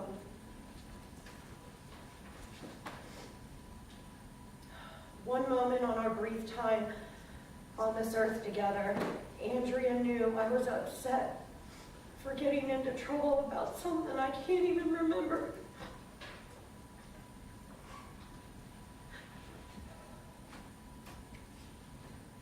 We had to go run errands with my dad. As we were riding in the back of the truck, Andrea proceeded to put a grape up her nose just to make me laugh. It was obvious things don't happen the same way twice. When she did it again, let's just say it got stuck. My dad had to pull over to help remove the grape from her nose. She never did that again. Even though Andrea was my little sister, she helped gear me in the right direction of both of our passions, animals. She took the initiative to go down south for animal control school. Andrea was my mentor in many ways. When it came to our career together, we've always been separable. And Andrea and I worked there together where ultimately she took her last breath. That was the only time I was not there to protect her.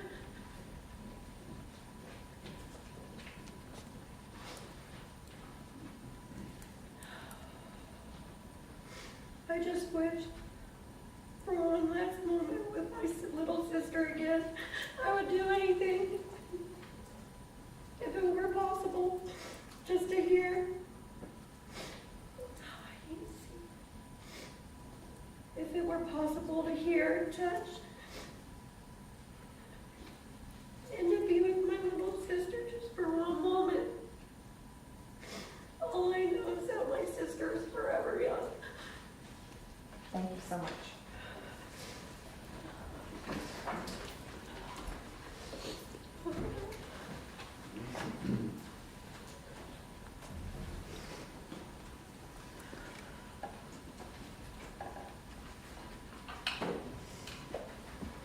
Are you going to read the understatement? Yes, sir. Yes, please go ahead. Yes, sir, thank you. Yeah, please.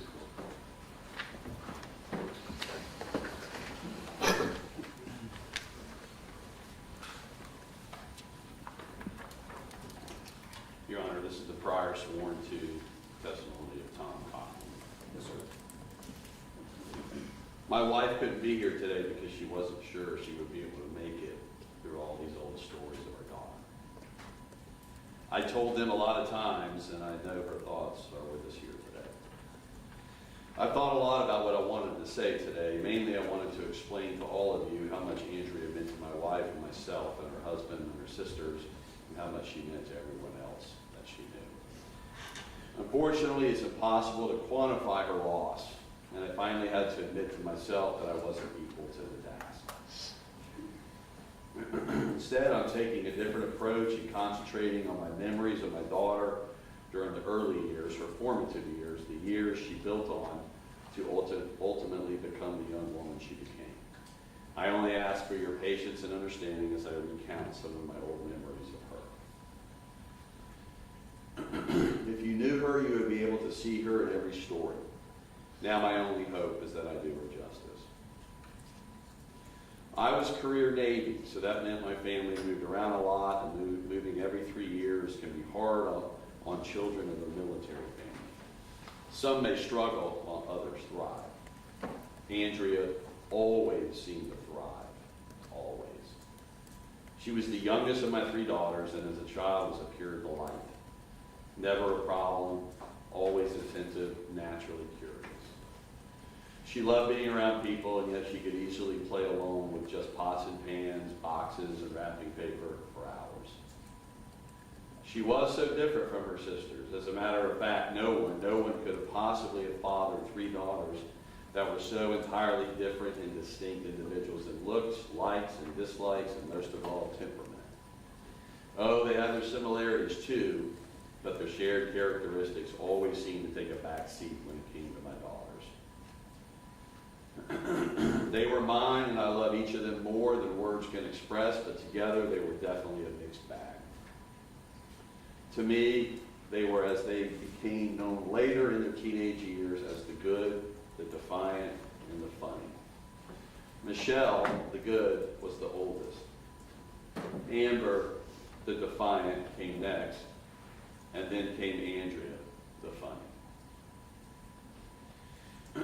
Andrea was the youngest, but certainly not the least of the Cochran clan. I remember the moment when I first laid eyes on her in November of 1981. I was standing at the front door of our new home in Grand Prairie, Texas, waiting for the arrival of my family and my in-laws. I must have walked back and forth to the front door hundreds of times, anticipating their arrival. Shortly after 6 p.m., I caught the sight of what I was waiting for, my family turning into the driveway, and as Liz, my wife, slowly climbed out of the car with a bundle of blankets in her hands, I began peeling back one layer after another. I figured my new baby girl had to be in there somewhere. There she was, a sleeping beauty with closed fists and a round face. It was love. It was love at first sight and instant connection. As she grew, she learned how to talk, and no one could babble on like she could. I remember how Andrea learned to talk. She babbled a lot more than most infants. She would coo, hum, or make these smacking sounds instead of crying. She would amuse her. Instead of crying, Liz and I would stand at the door of her room during her nap time, and we could hear her amusing herself with sounds, and we'd just laugh. At first, she said the same word over and over and over again.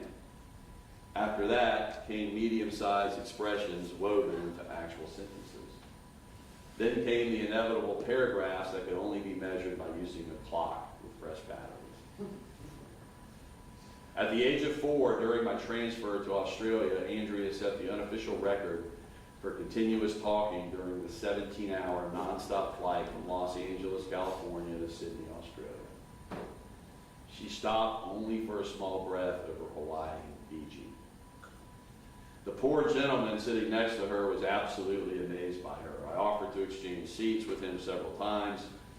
He wouldn't. I found out later when we were waiting to pass through customs with him, he had 5 daughters himself waiting for him. He understood. She had a lot to say, a lot to do, and a lot to experience, and she was busting at the seams to get to it. She was that her whole life. Andrea had such a big heart. She was kind and caring, and when I remember Andrea became my little nurse. Early on during my tour in Australia, I noticed that, how caring she was. She never liked to see anyone hurting or crying or feeling bad.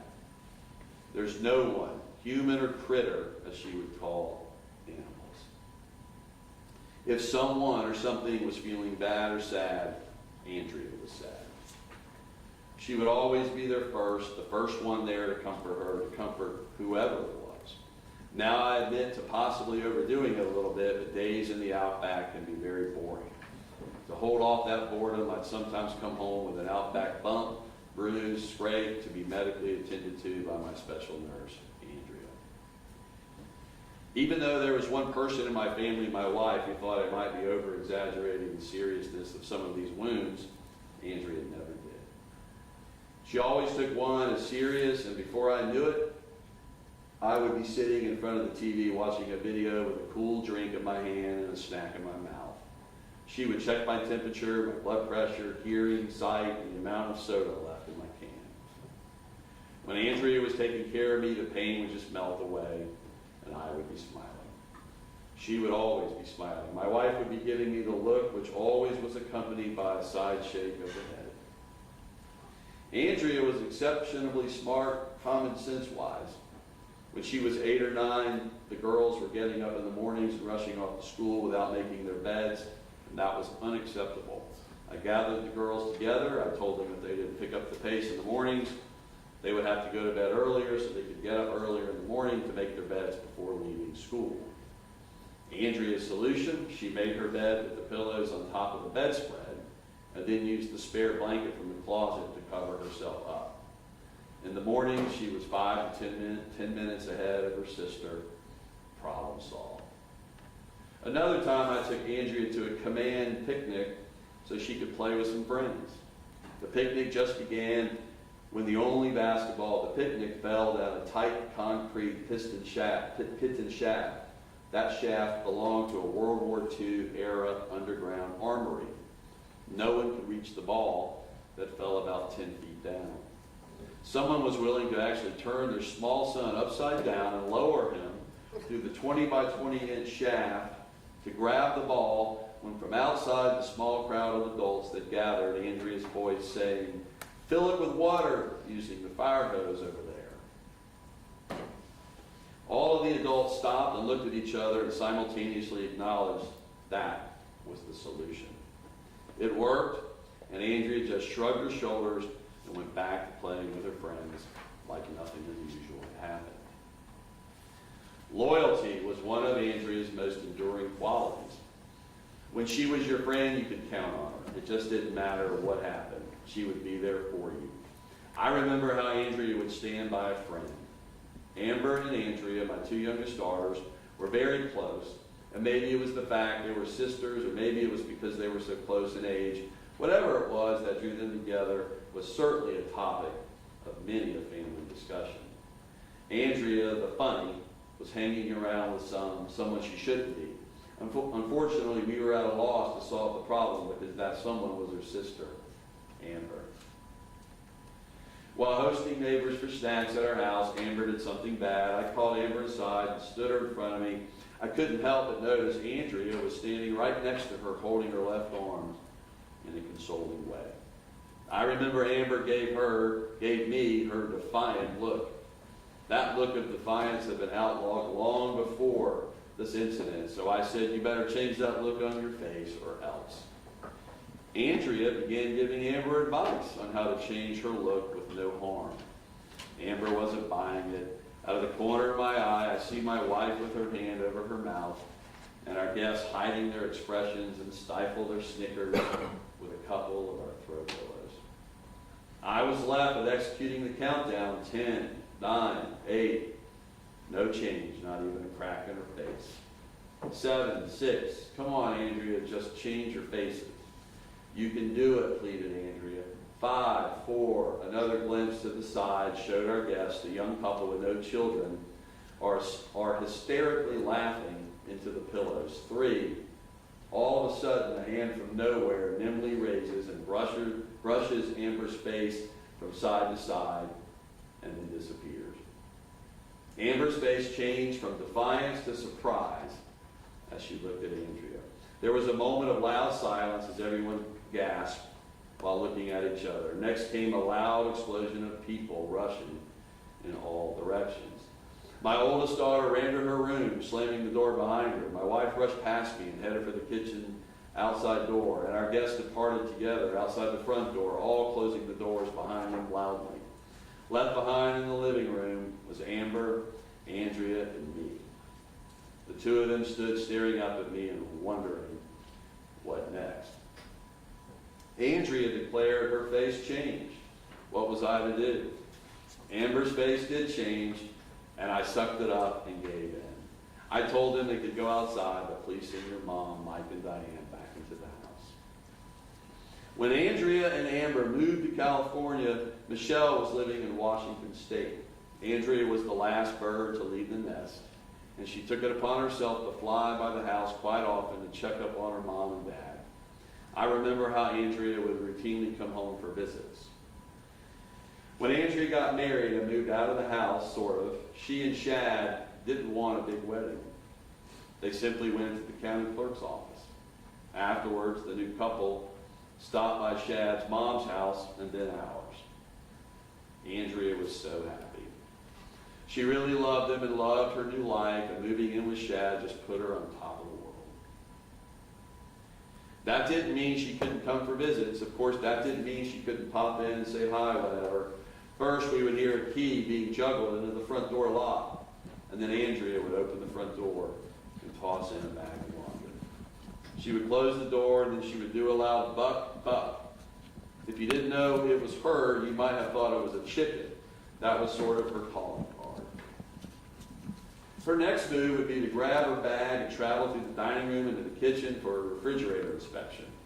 After removing only those soon-to-be expired food items like fried chicken wings, mandarin orange slices, and chocolate pudding cups, she would proceed to the laundry. With her laundry in the washer, then I would hear her, "Hi, Dad. Hi, Mom. Where are you?" Her visits were usually short, but sweet. Although her visits could have been compared to a hurricane with a key to the front door and having refrigerator privileges, we really looked forward to them. There was one really strong common bond of interest between my wife, Liz, and Andrea, and it was a couple of TV shows. It was actually kind of humorous the way they would prattle on the telephone talking about these programs. I remember how Andrea loved Survivor and Lost. I hated those shows with a passion, so they got no interest or cooperation from me. Actually, I took delight in teasing them about those shows, but for them, it was something they enjoyed together. And when the program's credits began to roll, the phone would always ring. It would be Andrea calling to discuss that show with her mom. That call could go on for a long time. Andrea's passion for Survivor grew so much that she began auditioning for the show. It amazed me to what lengths she would go to produce a video that would capture the attention of the show's producers. She, even though I hated the show, I couldn't help but smile about Andrea's determination and creativity. She built her own hut. She started fires with sticks. She let herself get attacked by a dog. I kept my finger crossed for her to make it. I retired from the Navy in 1991 and have been driving long distance as a trucker since 1996. I was fortunate to be visiting with Andrea and Shad the last weekend before her death. I remember when Andrea took me to the truck for the last time. It was on January 22nd. I jumped out, I loaded my gear, and then I did my pre-safety inspection, and she followed me around my truck, talking about her latest audition tape for Survivor as we went. I responded here and there. I told her how much I enjoyed my visit, reminiscing with her and Shad. I promised to call, she promised to call her mom, and let her know I was in my truck picking up my load to Dallas. I kissed her, I hugged her, and I said goodbye. I love you, call your mom. I called, climbed into my cab behind the steering wheel, and she got into her truck, waved, and drove off towards home. As she turned out of the parking lot onto the street, she waved one last time. I returned her wave, sat back, and I remember saying to myself, thinking we did a good job with her. We did good with her. She's going to be all right. There was so much that I didn't know. My load was waiting on the north side of Jacksonville near the airport. Everything went smoothly during my load. I signed the freight bills, hopped into my truck, and was off to Dallas. That is, until my truck broke down on I-295 near Pritchard Road. I remember when my son-in-law, Shad, called me about Andrea's murder. A tow truck moved me from I-295 to a repair shop on the north side. I was told I'd have to wait until the next day because a replacement generator had to be ordered and delivered. I slept in my truck in a locked truck repair yard waiting until the morning. I got up about 5 a.m. to do paperwork and to wait for the mechanic. I had a long list of problems to overcome. I knew I'd have to bust a hump in order to make my delivery on time. To a driver, making a delivery on time is the most important thing about his drive, about his job. It wasn't going to be easy. But about 8:30, my cell phone rang and I answered. It was Shad. He was direct and to the point. Tom, Andrea was murdered. What? Murder? Was my response.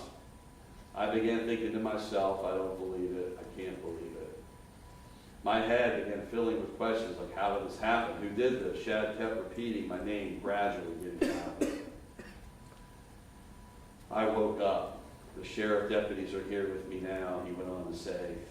She went into work this morning and one of her coworkers found her in the kennel, dead. I asked a couple questions. I can't even remember if I got the answer. I told him I was headed to the clinic and we hung up. That's the moment, the very moment I began asking myself the one question that haunts me to this very moment. Why? Why did this have to happen? Why? I had just left her. I waved, she waved, and she drove home. And she called her mom. I was standing in the office of the repair shop. I get a phone call, and instantly my list of today's problems is gone, evaporated. Now all I can think of is how I can get from here to the clinic in Orange Park. How? As I began to stand up, I noticed everyone in the office was staring at me. I told the shop owner what was going on. I simply asked, could anyone here get me to Orange Park? The owner's wife grabbed her purse and said, let's go. She and her daughter drove me to Orange Park. My longest, darkest, most dismal day of my life had just begun. I originally intended my statement to end here. It seemed like a good place to end. However, it occurred to me that there was one other event that occurred 3 years ago that might be of interest. Even though this event didn't happen during her life, it does shine a little light on the type of young woman Andrea Boyer really was. I remember how Andrea always had a soft spot for anyone who loved critters. During a candlelight vigil held for Andrea at the vet clinic a couple of days after her death, I noticed a man with a small black and white terrier standing near the street and under this big tree. He stood out by not looking like he fit in. He didn't engage in discussion with anyone. He just sort of lingered out on the edges. He appeared to be homeless. Although I was told his name, I don't remember it. I do remember his dog's name, Jack. After I spoke to the gathered crowd, I began meeting well well-wishers and mixing with the crowd. As I moved along the edge of the crowd, I caught a glimpse of the out-of-place duo. Seeing me, he offered his hand and then the paw of his little partner. His condolence was simply, "I'm sorry. Jack, sorry. We liked your daughter." I spent a few minutes with him and was told that one day Andrea shared her lunch with them. She also, while playing with Jack, gave him a quick exam. Afterwards, Jack got a few sample vitamins and doggy treats that are given free at the clinic. According to some of Andrea's coworkers, they weren't the first ones to receive this type of free exam. Andrea never mentioned this to her mom and I. We didn't know. That's just the way she was. That was Andrea giving naturally, and while without giving it any thought. Andrea was funny, helpful, determined, caring, loyal, loving to her family and friends. She loved animals beyond any limit. But you know what made her even more special was that she always felt she could make a difference. She just had to figure out how. As for me, she was my daughter. She was my daddy's little girl. She was a best friend to her mother and me, but most of all, she was my funny. She was the smile on my face every time she was around. I feel so very lucky that she was my daughter. All of you may count yourselves lucky. This is the end of my statement. I want to thank you for your time and your patience, but most of all, I want to thank you for listening. Judge Lester, that concludes Mr. Fox. Sir. Any more evidence from the state? Your Honor, at this time, the state announces rest. All right, members of the jury, I'm going to take a 15-minute recess, and we will hear evidence from the defense. Those members don't talk about the case, we'll do it.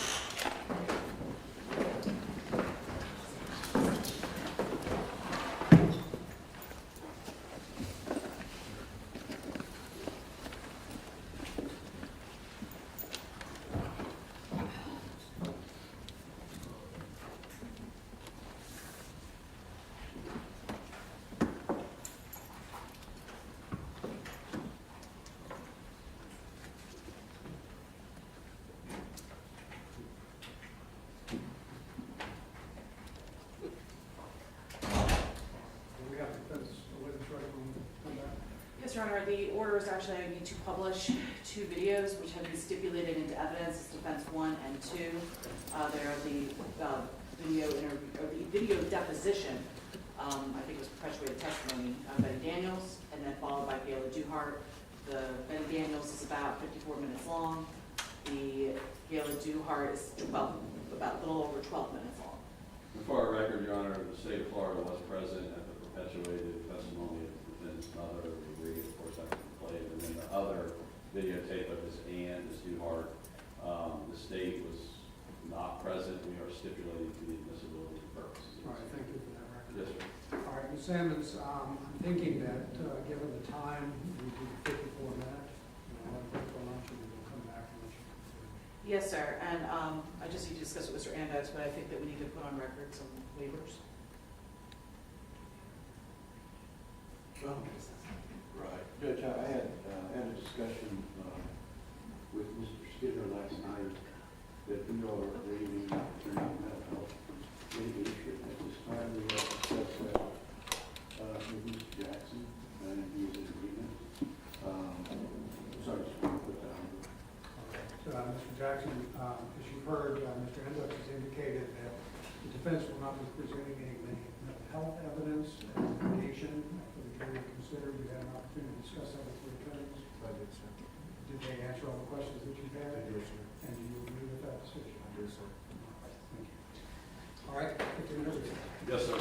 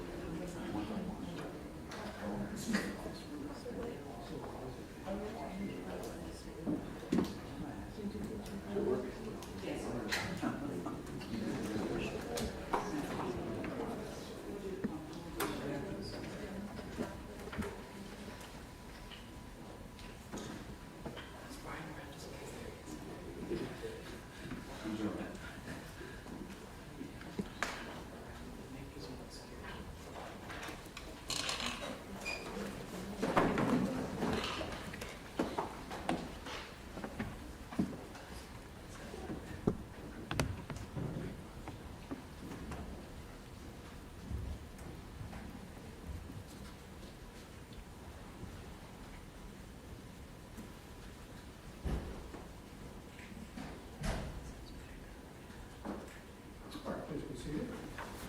We're now ready to proceed with the presentation. Your Honor, if I may publish to the jury Defense Exhibit 1.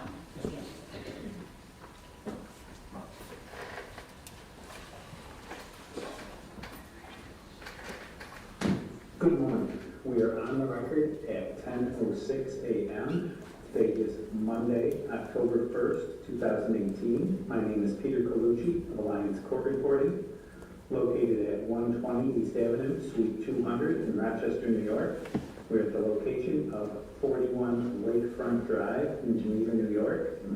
We are about to begin the video recorded deposition of Betty Daniels in the matter of State of Florida versus Michael Jackson. Would the attorneys please announce their appearances for the record?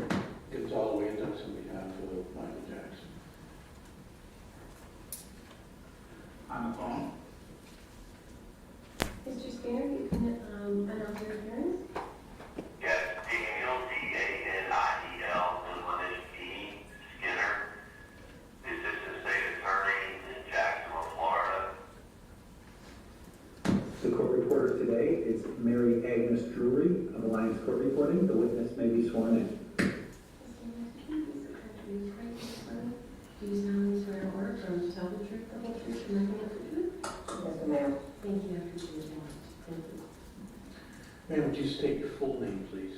Dennis George Daniels, And how old are you, Ms. Daniels? 67, Where do you live right now? 24 and a half North Walkway Street, All right, and where is that? What's, Geneva, New York, and how long have you been living here? 5 years. Prior to that time, where did you live? In St. Augustine, Florida. And how long did you live in St. Augustine? I came here in 1974. Okay. And before living in St. Augustine, were you in Texas? Yes, I lived in Texas. All right, Ms. Daniels, how do you know Michael Jackson? He's my oldest son. All right. And where was he born? He was born in Corpus Christi, Texas. And how old were you when he was born? 18. I want to ask you a little bit of background. This is hard for you to talk about, but prior to being pregnant with Michael Jackson, prior to that time, can you tell me a little bit about your background as far as who you lived with and if there was any abuse? Well, I was living with my mother and her husband. All right. And did her husband, your mom's husband, physically and sexually abuse you? Yes, sir, he did. What time, when did that start? At what age? Oh, I was about 8 years old when it started. All right. And did it end when you became pregnant? Yeah, yes, sir, it did. And was that because you left your house? Yes. Yeah, that's when I left when I was, I left when I was 18 years old. Okay. And so Michael's biological father, who Yeah. you, when you became pregnant, did you have discussions with him as to whether he wanted to be involved at all with Michael? Yes, I did. What did he say? He said Michael wasn't his son. Okay. So is it fair to say that Michael has never met his biological father? No, sir, he never have met him. Okay. And at the time, did you have any support from your mother or from her husband or any family? No,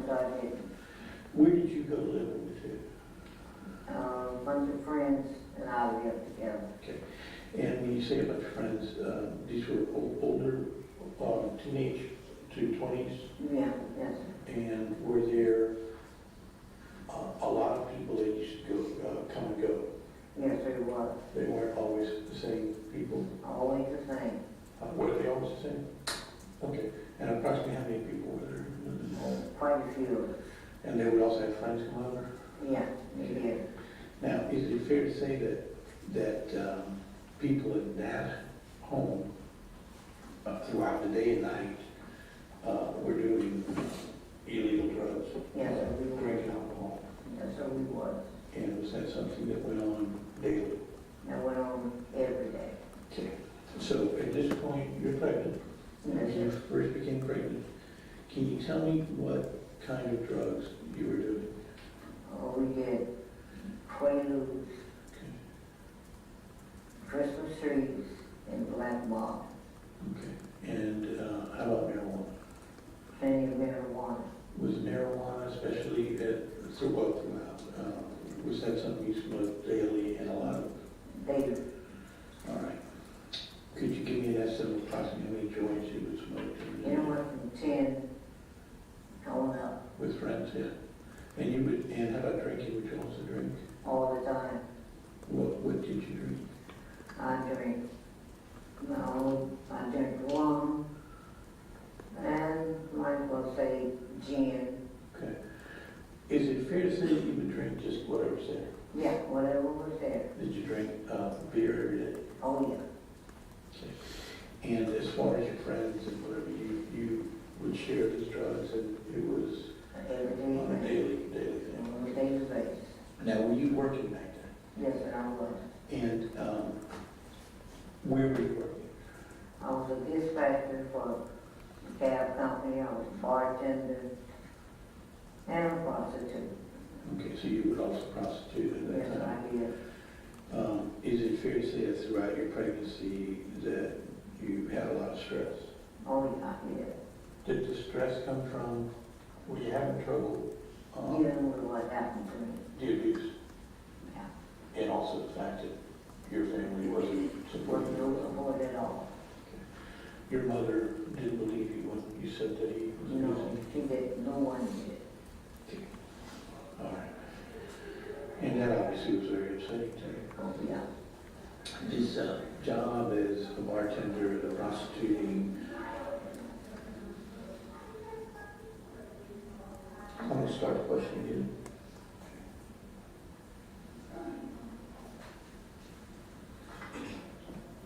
These jobs you had as a bartender, as a dispatcher, as a prostitute, those were not full-time, is that fair? No, it wasn't. You would just do it whenever you could. Yeah. And let me just ask you then, if you weren't working, were you always high? Always. Either alcohol, marijuana, pills, or whatever? Whatever. All right. Also during your pregnancy, you never saw any doctors. There was no prenatal care. No, it wasn't. And he was, when he was ready to be delivered, he was delivered in emergency room. Right. Okay. And very little care afterwards. None whatsoever. Okay. Well, when he was born, he had a problem with his eye. Mm-hmm. Yes. Yes. Yeah. Did he have a problem with his eye? Go ahead and say it. Yeah, they did. And did he have surgery for other stuff? No, he had surgery for his stomach. Okay, so he was born and he had medical issues. Right. Is that what that was? Yeah, he did. All right. And when he was born, did you change your habits at all as far as how you were working and the amount of drugs and alcohol that you were doing? No. Okay. So is it fair to say then that you had very little time for Michael? I didn't have any time for him. Okay. So how was he being raised? We're the same people. Okay, so when you went to work, you were leaving him at home with whoever was there? Yeah. And sometimes those people would have people come over and you don't know who they were. So you really don't know what was going on in the I house. didn't. How would you, at that point, describe your state of mind?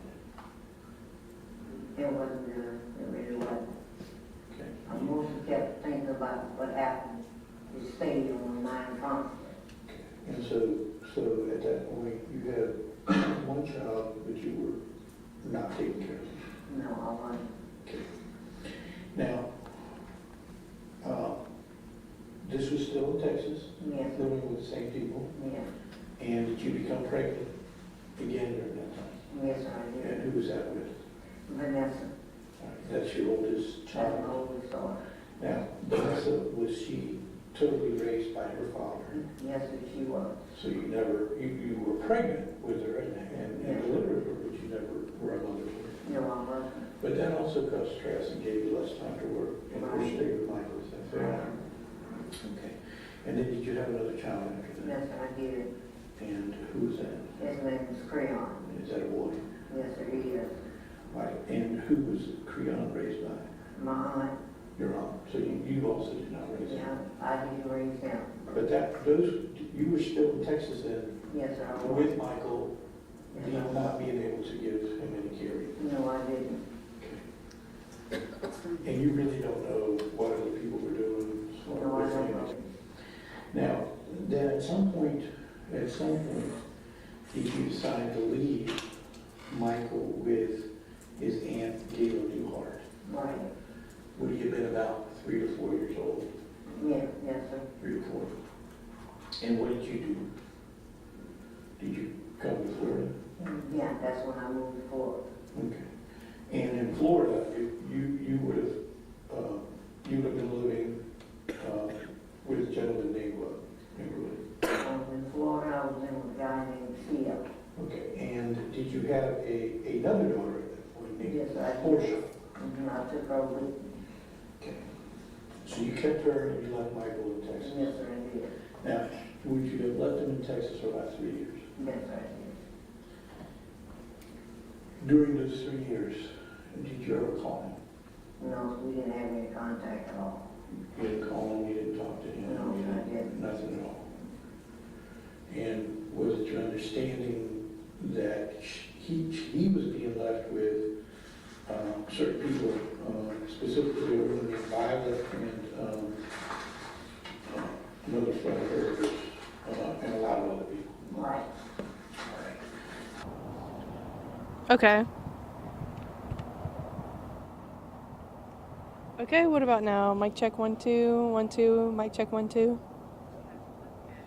Okay. Thank you. Okay. Alrighty. What about now? Mic check 1 2. No problem. They said 11:30. It's just the news crews right now. There's no. I think actually the detective might be coming up. Okay. Thank you. Bye.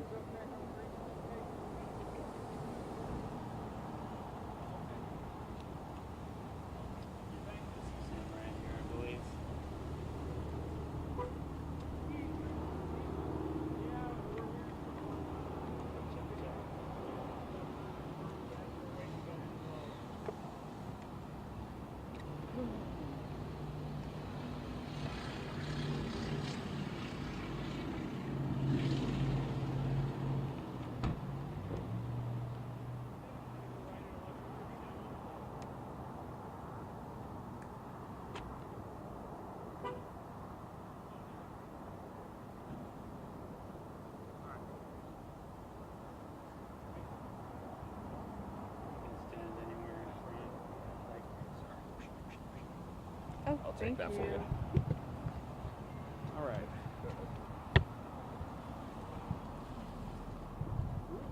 Oh, sorry. Oh, you're fine. Ready, sir? Could you, whenever we're ready, could you start with your name, obviously, say it and spell it, and rank? Lieutenant Bradley Shivers, S-H-I-V-E-R-S. Right. You guys all ready? Yep. Yes. Go ahead if you don't mind taking us through it. Sure. Good morning. I'm Lieutenant Shivers with the Jacksonville Sheriff's Office Robbery Unit. We're here at 850 Arlington River Drive at the Cimarron Apartments. Approximately 7:30 this morning, the victim exited their apartment and entered their vehicle, at which time they were approached by a suspect. The suspect pointed a handgun at the victim, demanded some property. In an attempt to hand the property over, the suspect fired multiple shots at the victim. The victim was able to flee the scene in their own vehicle, get to a safe location, call 911. So what I was going to ask you is when you came, when you brought him to St. Augustine, I guess the situation still hadn't changed. You're still getting high. You're still working, right? Yeah. Is it fair to say that you always worked? Yeah. Okay. And in St. Augustine, you were actually able to get a job that you kept for like 13 years. Yes, sir. What was that? A laundry attendant. A laundry attendant. And so you kept that job. Yes, sir. But then when you weren't working, you would just go back and get high. Go back and get high. And you would get high to the point that you just didn't either care or want to pay attention to Michael or to Portia or to anybody else. No, sir, I didn't. And you were still living in a place where there was constant partying every day. Yes, sir. So there were people in your house smoking and drinking and doing drugs that had contact with Michael. Yes, sir. From the time he was around 7 here to the time you lived there. Yeah. Okay. And during that time, sometimes you would be home and other people would take care of Michael. Sometimes you'd be there, but is that right? Yes, sir. You're right. But is it fair to say that throughout, you never really took care of him? I really never did take care of him.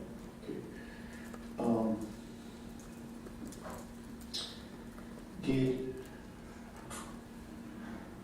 And so you would know what he was doing or who he was with or anything like that? No, I didn't. Starting from about age 11 to 15, would Michael leave the house sometimes for days? Yes, sir, he would. And would you do anything about that, or you thought that was okay? I feel like it was okay. Did you feel like he was going to be all right, I guess? Yes, sir, I did. And by a few days, sometimes it would be 2 to 3 or 4 days. He'd be Yes, gone. sir. Mm-hmm. And you never would call police or look for him? No, I didn't. And, all right. And again, there's all these people partying, all these drugs. There's drugs, marijuana, alcohol in your house all the time. All the time. And sometimes was left alone, sometimes there were people with it, but it was there. Yes, sir. Now, you didn't purposely give, other than what we talked about when he was younger, to get him to fall asleep and et cetera. You weren't giving him marijuana on purpose, but No, you don't know what he was getting, or no, sir, I didn't. you don't know what alcohol he was getting. No, sir. You don't know what kind of pills he might have been getting. No, sir, I didn't. So you figure to say that you did see some, did you see some?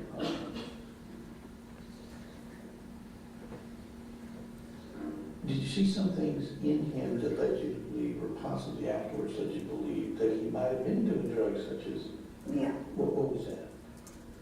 His quietness and everything, and How about his eyes? Would his eyes be red all the time? all the time. As a teenager? Yes, And young? Yeah. Okay. Now, he was going to school throughout, right? Yeah. And, but you never went to school? No. Like meetings for father teacher, mother teacher, those kind of things? No, I didn't. And you never helped him with homework or make sure he was doing something? No, I didn't. Now, my understanding is that he played for sports, Yeah, he played football. and specifically football. Did you ever go see him play? Ever? No, I didn't. Did anybody that you know ever go see him play? No.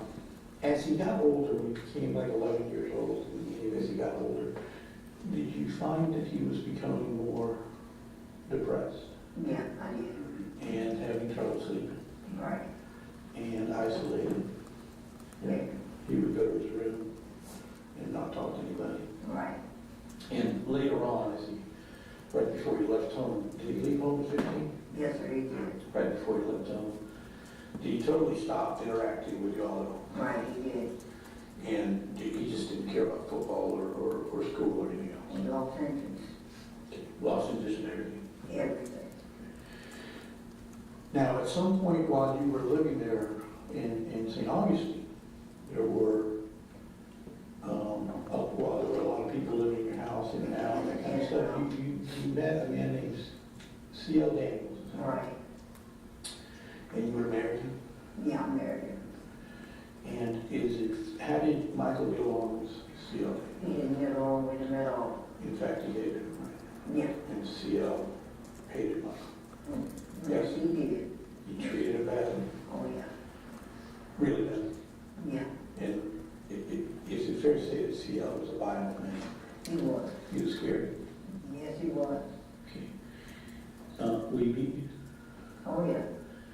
Would Michael at times try to stop him? Yes, sir, he did. So he was beating you in front of Michael, and Michael tried to stop him? Yes, he did. But Michael wasn't big enough? He was. And so he would take it out of both of you?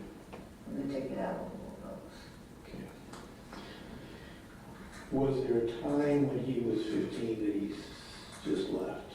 Michael just left, you never really saw him again? I didn't see him anymore. Okay. Now, prior to that, had CL actually shot you? Yes, sir. And he took a gun, and the bullet ended up in your buttocks? Yeah. And it was shortly after that Michael left? Right after that. And Michael kind of had said, you know, it's either him or me, I can't stay. Right, he did. And he left. And he left. And so again, you just never saw him anymore. I didn't see him anymore. You have found out later that he'd gotten in trouble, Right. but you never really had any real contact with him for years and years. Years and years. Now, the time that he was growing up between like 7 and 15, is it fair to say that even though he was around you, you spent very little time actually talking to him or being with him? None whatsoever. None. Okay. And when you were around him, you would have been high and not making good decisions. Yeah.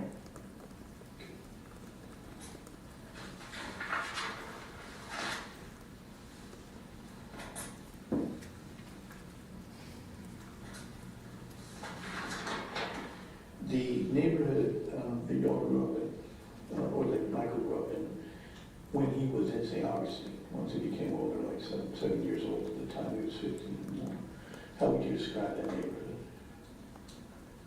They wasn't, the neighborhood we shouldn't have been in. It was pretty much a violent like neighborhood. Okay, it was a very bad neighborhood. Bad neighborhood. Was it high drug?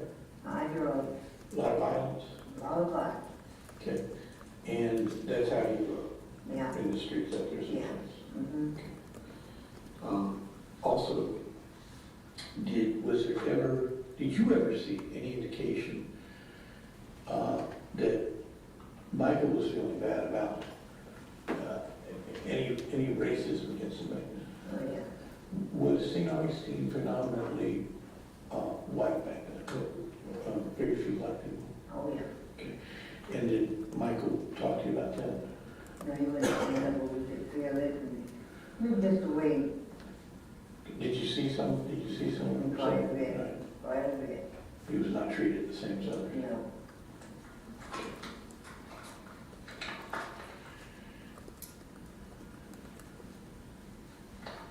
All right, so at the time, right, from around, especially about 9 or 10 or so, to the time he was 15, did things seem to just get worse and worse for Michael? Yeah.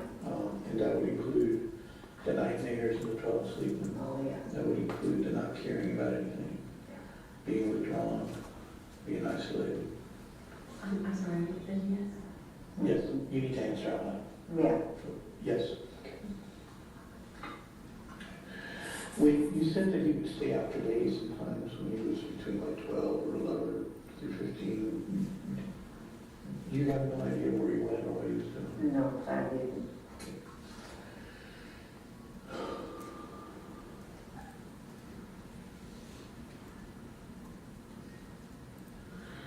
During that time, did one of his friends tell you that he felt that Michael was really depressed and he was talking about killing himself? Yeah. Throughout those things, the depression, the not sleeping, the friend telling you that he was talking about committing suicide, that kind of stuff, did you ever seek any kind of treatment for him? No.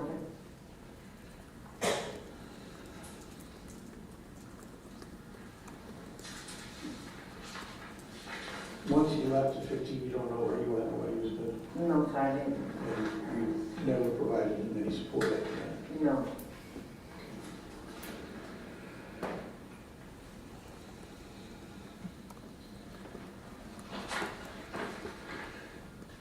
So his biological father, he never had any contact with him? No, we didn't. And you, while you were with him, basically abandoned him? Yeah, we did. You didn't do anything for him? You were not there for him? No, I wasn't. And CL, who, and I suppose some kind of father figure, was violent. Was a violent man who didn't care for him No, he didn't. and ran off. Yes? Yes, sir. All right, so I want to take a little bit now. Fast forward for a long time. Obviously, you were doing drugs for a very long time. Yes. At some point, have you stopped doing drugs? Yes, I have. And during that time, were you did you start having contact with Michael Jackson in jail? Yes, sir, I have. And the contact you had would have been mainly on the phone? Yes, sir. Can you tell me if you saw a big difference between Michael Yes, sir, I on have. the phone? Yes, I What have. was that difference? The difference is his whole attitude has changed. And what is his attitude now? It's just the way he talks. He goes to church now. He talks about God. Is he positive? He's positive about a lot of things. Just talking to me. Since then, I had stopped drinking. I had stopped smoking. It's just the way he is. And he helped you do that? Yeah, by talking with him, he's helped me with a lot of things. Okay. He's never given you any grief or said anything about growing up? No, he hasn't. In fact, he still that he loves you? Yeah, all the time now. Every time we talk, when he hangs up now, he tells me, I love you, Mom. I'll call you again. That's okay. Thank you. And I'll ask him, how you doing? He said, I'm doing okay, Mom. Don't worry. I'm all right. Okay. Does he talk about reading the Bible? Yeah, he talks to me all the time about the Bible. He tells me what he's read. Then when you get ready to hang up, he said, well, I guess I'll go and lay down and read my Bible. And I said, okay. Did he also tell you that he's been going to school and getting going through some programs? He sent me a picture of him with a Plaque or a report? Okay. So you see a big difference in him? I've seen him quite a big difference in him. From being gloomy and sad? Yeah. What was your fondest memory going back when he was little? What's your fondest memory of him? He reminded me of the time that we did have once before. It's just a big change in it. And the fondest memory I did have was the little time we did at first. Just when he was little? That's when he was most active. Happy? Yeah. Smiling? Yes? Yeah. And really you didn't see that very much as it growing up? Yeah. Yes, sir. Okay. If you had an opportunity to ask the jury as far as Michael, what would you ask? Oh, I would ask them to be lenient, To be merciful? be merciful on them. And, wow. Are you going to support him? Are you going to keep I'm calling? going to give them all the support I really would. If he were to be given life in prison, you would Yeah, I support him? really want to give them life in prison. And this was at the change, that's, you know, that's become, yeah. Would it, how would you feel if you got that thing? I couldn't take it, I really can't. Okay. I want to take a break. Mr. Skinner? Yes. I want to take a break and see if I have any more questions. Okay. I have my, I have Beth, we all record. The time is 10:36, we're off the record. So I'm gonna go outside and talk to her. The time is 10:38, we're back on the record. Ms. Dowsett, I want to clear something up real quick. Okay. This goes back to right before you became pregnant, then throughout your pregnancy, and then throughout the time until Michael was 15. When we talked about that drug use, was it constant from the beginning of pregnancy throughout until he left the house? Yes. And it went beyond that, but as far as Michael was concerned, that drug and alcohol use that was extensive daily went from right before you became pregnant with him to the time he was 15, and it never changed. It never changed. Okay. I don't have anything else. Mr. Skinner? Thank you very much. Ms. Daniels, this is Dan Skinner, the state attorney down in Athens, Jacksonville, Florida. But I'm a prosecutor that's been assigned to your son's case in Clay County, Florida, and have been the prosecutor of the case since inception. Just a few follow-up questions for you. For our jury later, just so the record's clear, I'm appearing by phone. Although they may hear my voice, I'm not present.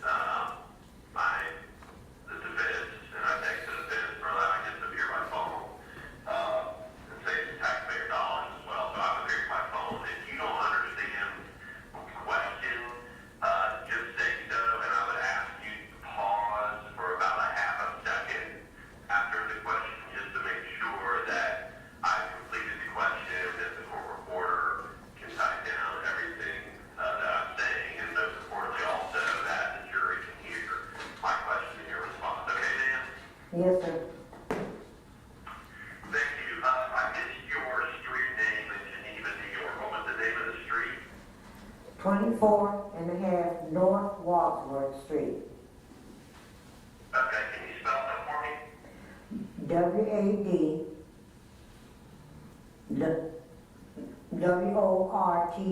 WADWORTHS, Wadsworth. Okay, thank you.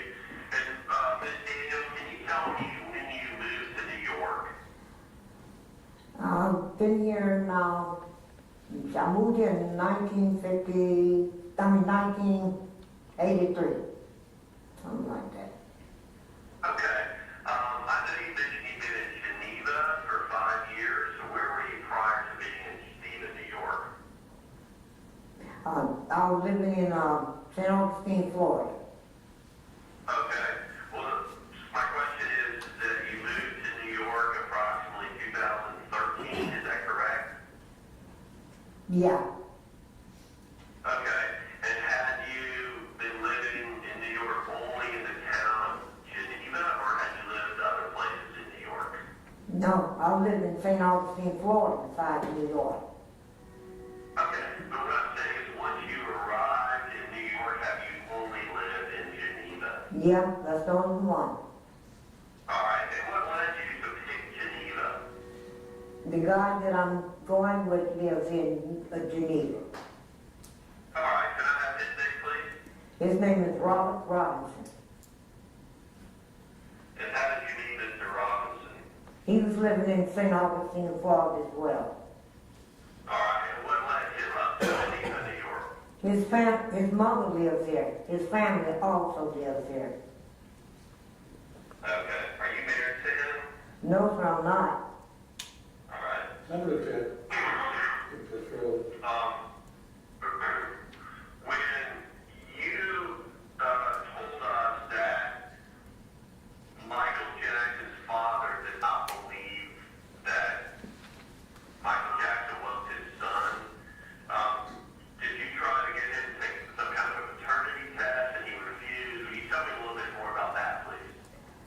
didn't try to get him to do it, but once he said Michael wasn't here, I just let it go.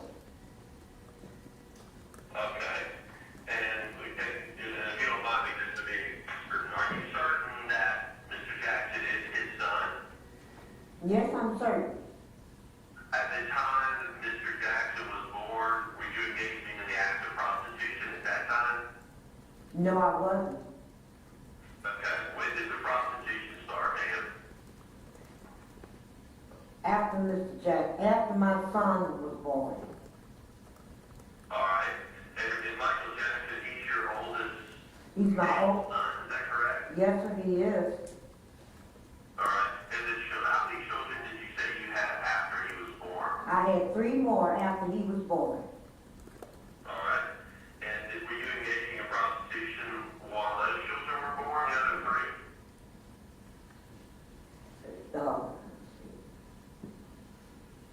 What do you mean? Let me ask this, what year can you best point to me that you started engaging in the act of prostitution? What year? I can't remember what year. About what age were you? That I can't remember that either. You remember quite a bit, man. I'm just Objection. trying to... Objection. Can you give me a sense about what were you explaining? Danny, hold on a second. Mr. Skinner, hold on a second, please. I'm going to object to the form of the question. I'm going to object to any comments, personal comments you have regarding her testimony. Thanks. Thank you. Thank you. Man, can you give me an estimate of what age you were when you began prostitution?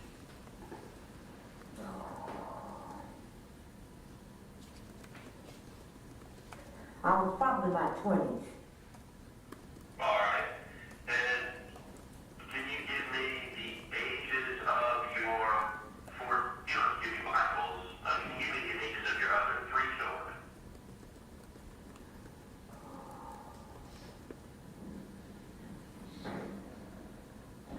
My last baby, she had to be about like 2, maybe 3 or something like that. Okay, do you have the date of birth, ma'am? I know my last baby's birthday, yeah. What was that? She was born February 28th, 1974. Okay.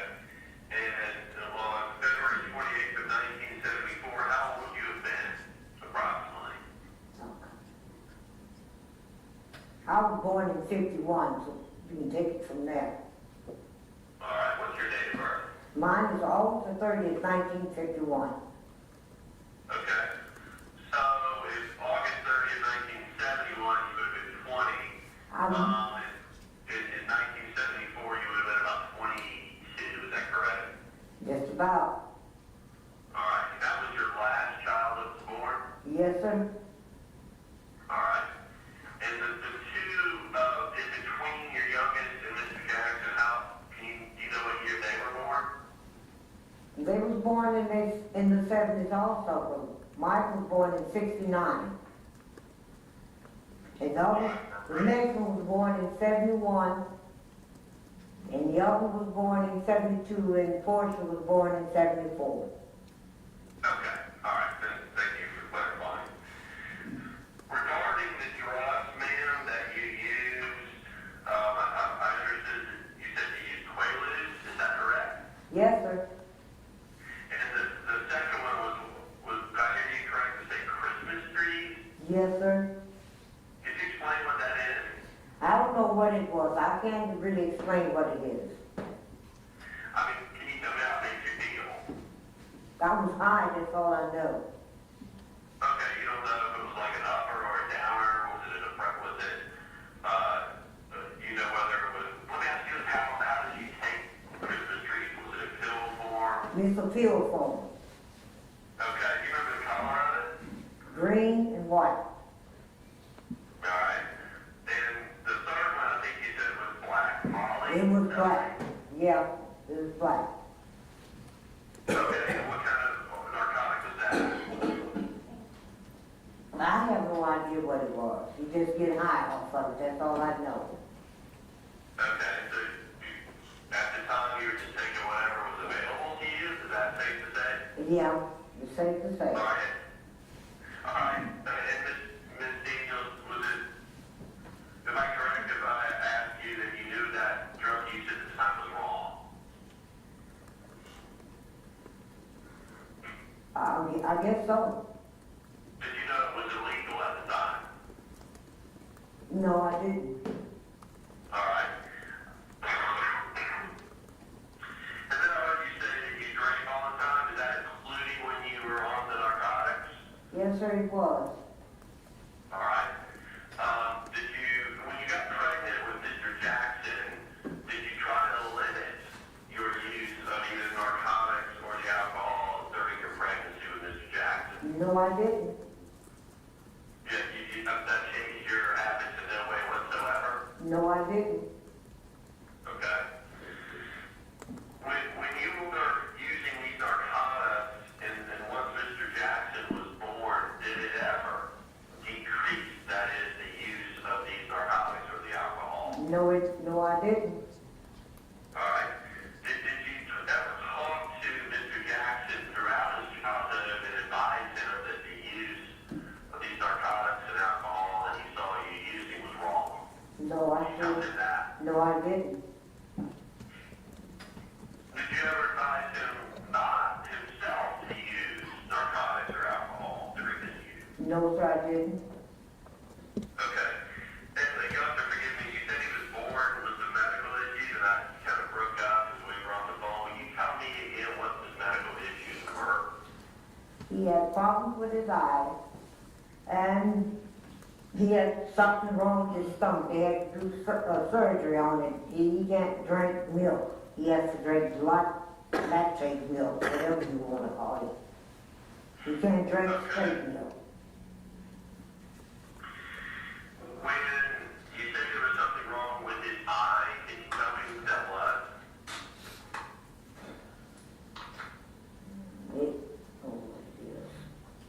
I can't describe it. All right. Well, let's start with maybe an easy question for you. Is he able to see out of the eye that you say he has a problem with? Not that very well. All right. Can he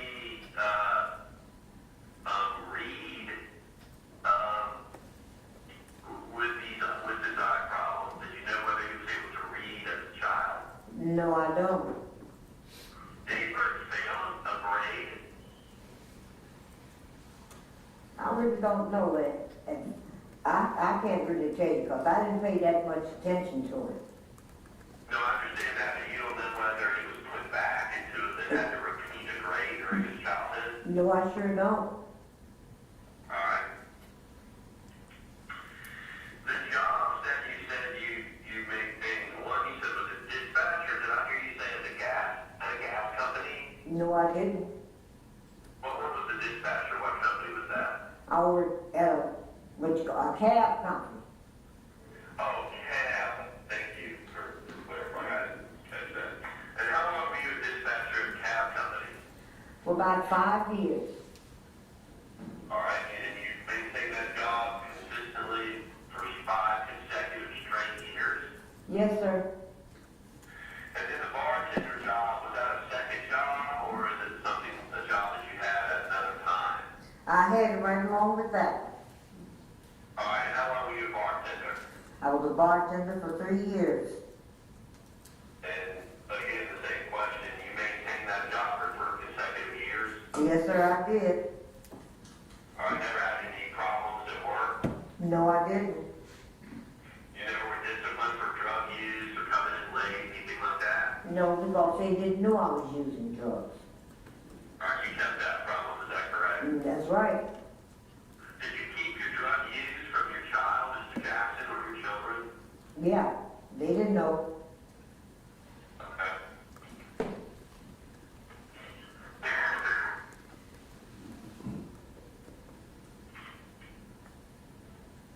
Can you tell me what led you from moving from Texas to St. Augustine?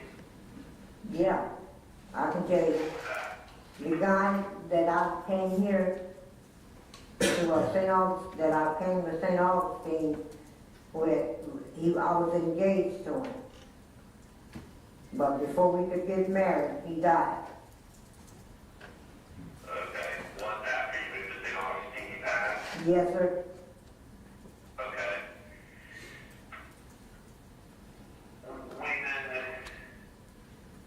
When Mr. Jackson joined you in St. Augustine, do you remember what age he was? Say what now? Okay, so it's my understanding that you had left Mr. Jackson around age 3 or 4 with an aunt by the name of Miss Dewhart, is that correct? Yeah, And she was in Texas with him, is that correct? yeah.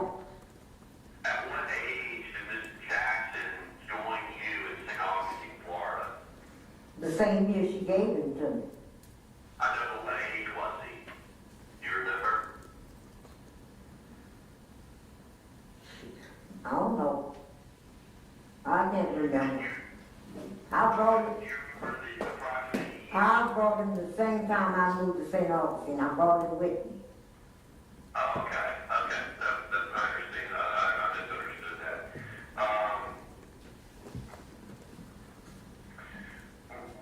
When you moved to St. Augustine, did you always live in the same place? No, I didn't. Can you tell me the places that you recall living in St. Augustine? I can't remember the streets and everything I moved in St. Augustine. Were you like in downtown St. Augustine, or were you on the outskirts of St. Augustine? I lived in the city limits of St. Augustine. Alright, so like, were you, within walking distance, let's say, of Flagler College downtown? No, I was outside of the Flagler College. You were, I'm sorry, can you say that again? Outside the college of St. Augustine. Okay, could you walk, was it within walking distance? Yeah, I was about 20 or 30 minutes from walking distance from the college. Alright, so, US 1, I didn't realize right, you said, you know where US 1 is? Yeah, right there by the bridge. Yes, ma'am. Can you tell me where you lived in relation to US 1? No, I can't. You can't tell me, like, your neighborhood? No, I can't. Can you tell me the name of a street that you lived on? No, I can't remember that far. Well, you remember things like leaving your son with someone named Miss Dewhart, and you can't remember the name of the street you lived on? Dewhart is my sister's name. Alright, you also threw out a name of somebody named Violet? She didn't live in St. Augustine. She lived in Texas. Right, but the point being is that you remember things like people's names, but you can't remember the name of a street. I'm going to object to argumentative. Objection. Based on that, do you remember the name of any street that you... I don't. Did you live in an apartment or a house? I lived in a house. Alright. And how many different places in St. Augustine did you live in? I don't know, maybe about 3 or 4 different places. Did you ever live in an area called Lincolnville?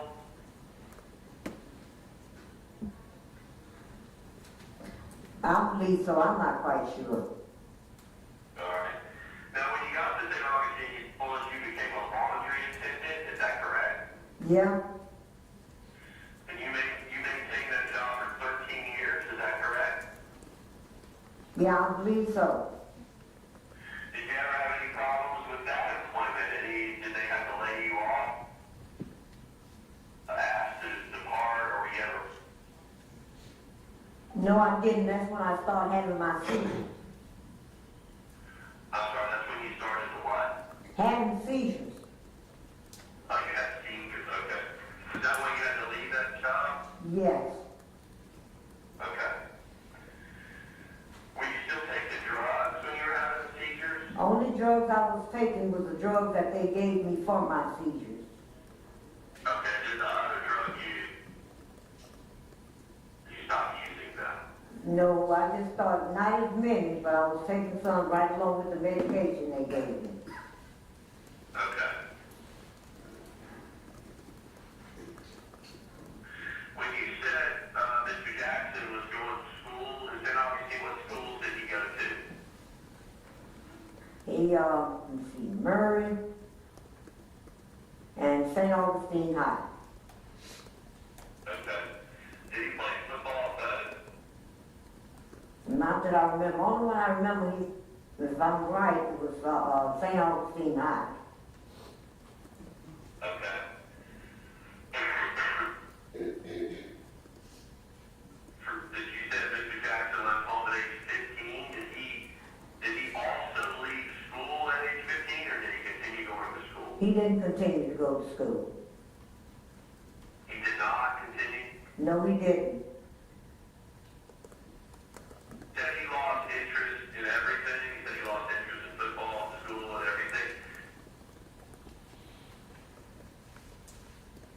I'm not mistaken, yes, sir. How did you know that? I was told. Okay. Was that the last time you saw him at age 15? That was the last time. And your eyes have never seen him again, is that correct? That's correct.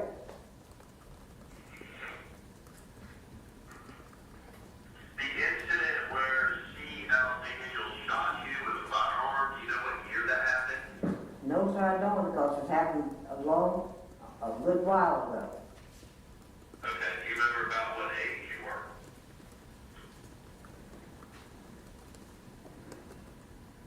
I might have been anywhere between somewhere between that. It happened so long ago. Okay, did you report that to the police? No, I didn't. Alright. When you went to the hospital, did you tell the folks at the hospital what happened to you? No, I didn't. I mean, other than they're treating a gunshot wound, but did you tell them how you were shot? No, I told them somebody had fired a gun and it ricocheted off the sidewalk and hit the telephone post, and it just went to one side and ended up on the other side. Okay, so you completely made that up to the No, hospital? no, that's what happened. I just told them, I didn't tell them who did it. Okay, so, well, let me ask you, did C.L. Daniels aim the firearm at you and shoot you, or did he aim it somewhere else and it ricocheted and hit you? That's what happened. He shot it on the sidewalk. Just supposed to have been scaring me. And it ricocheted off, he aimed it at me, really. And it hit the sidewalk, ricocheted on the telephone post, went to the right side and ended on the left side. And they couldn't remove the bullet because I'd have been paralyzed.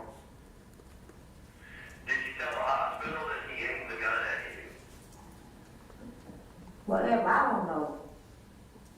You don't remember, or you don't? I don't remember.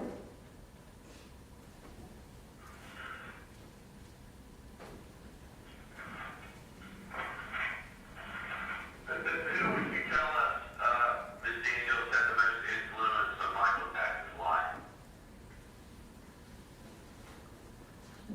I don't understand. What did you say? Who do you think had the most influence on your son in his life? What do you mean by that?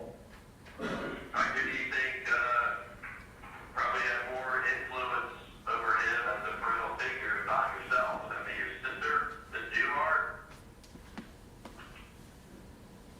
Oh.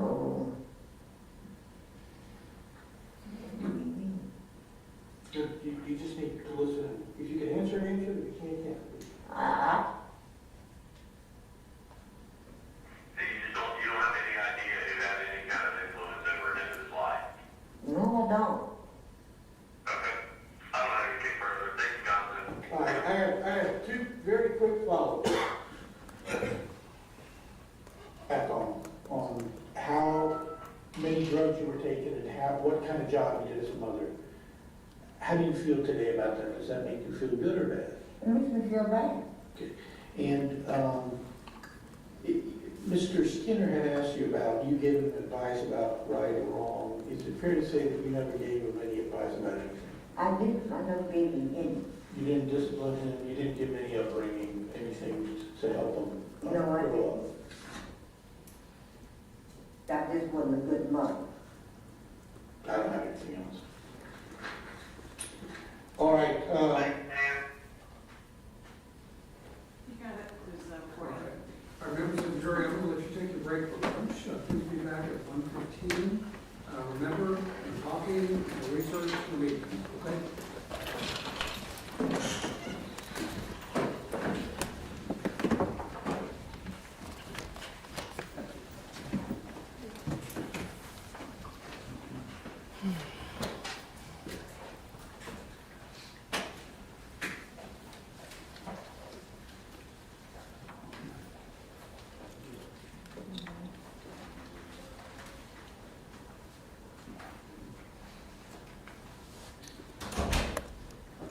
Just so I about the schedule, we have one more recorded statement and a couple of live witnesses. Yes, so we have Dr. Buffington, and following him will be Dr. Toomer.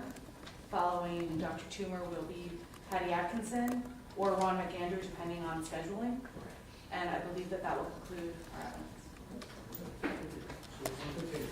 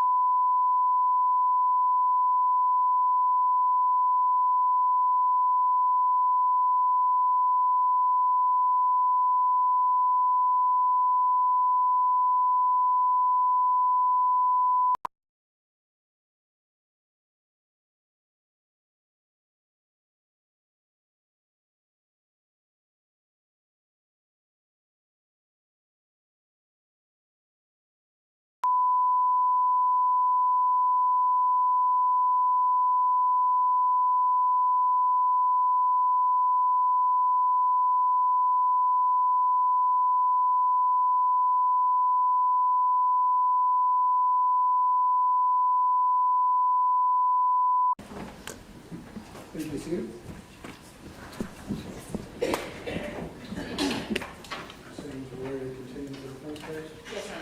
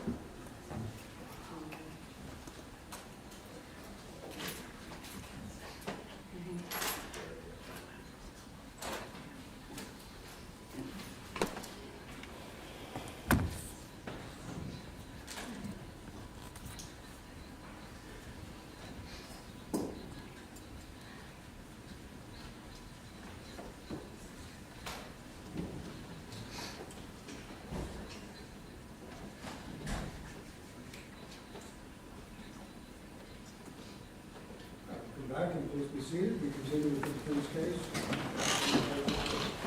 Your Honor, motion to publish, which previously been entered as Defense Exhibit 2. No objection, I'll stay.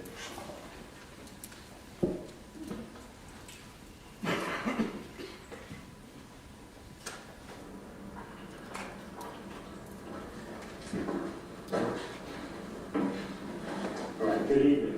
This is a video statement being taken. Today's date is February 10th, 2010.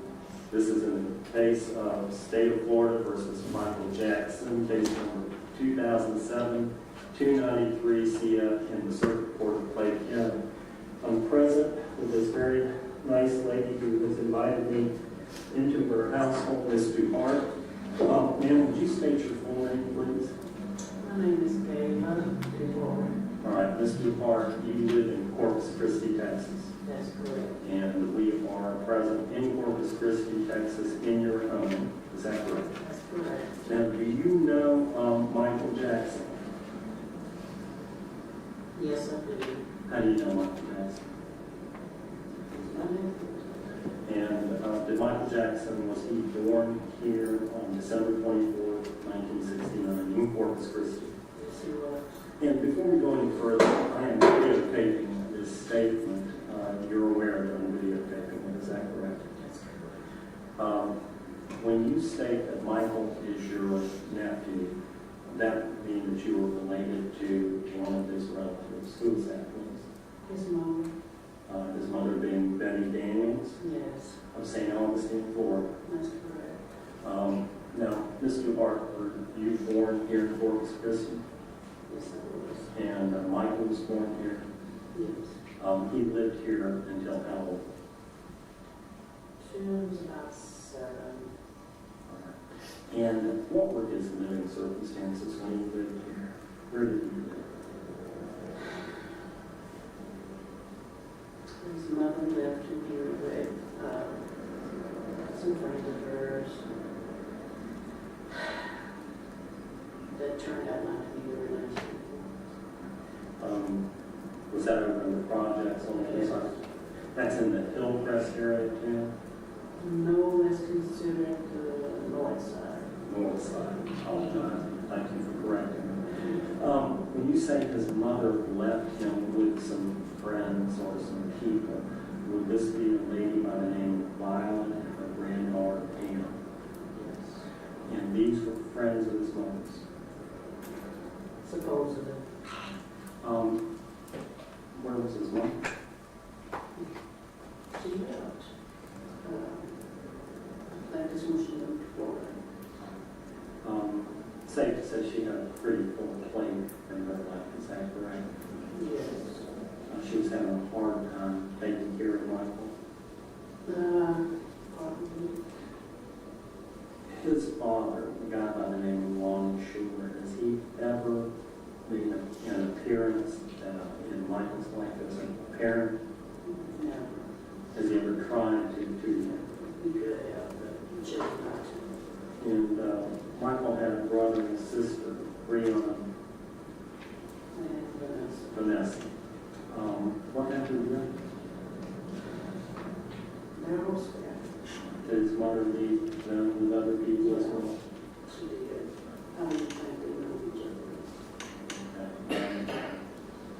you are aware that Creon's in prison, Texas State Prison System up in Dalhart, Texas. Yes, I'm aware of it. Well, let me go back. Michael was left with these folks over there on the north side. Violet, do you know Violet's last name? I believe it was in, Okay. And would you take part in Michael's life then? Or did you try to stay? oh yeah, I worked during the week, but I would get him every weekend. On Friday, and I would take him back Sunday, and I would repeat the process the following week. Now, you were working, making ends meet, you were working in a hospital, is that We were correct? at a children's hospital. And so when you would go pick Michael up on the weekends, what would you guys do to him?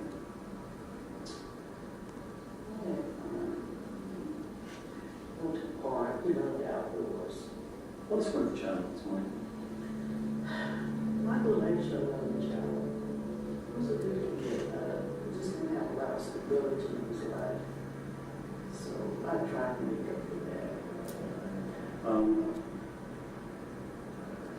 Now, did it occur to you at any point in time that Michael had any problems or was having a hard time?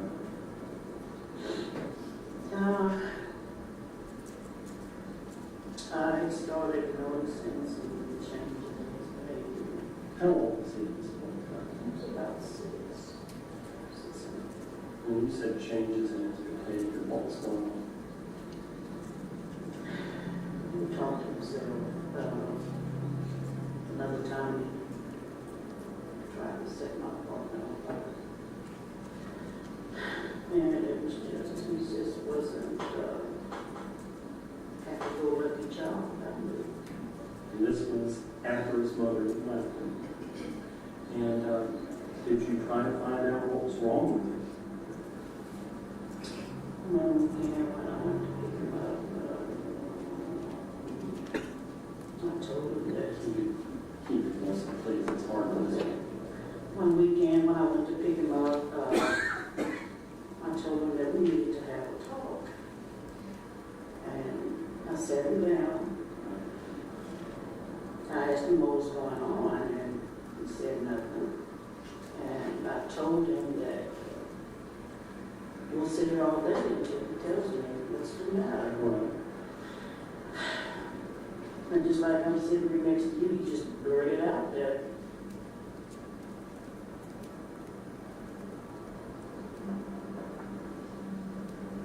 I know this is hard to do.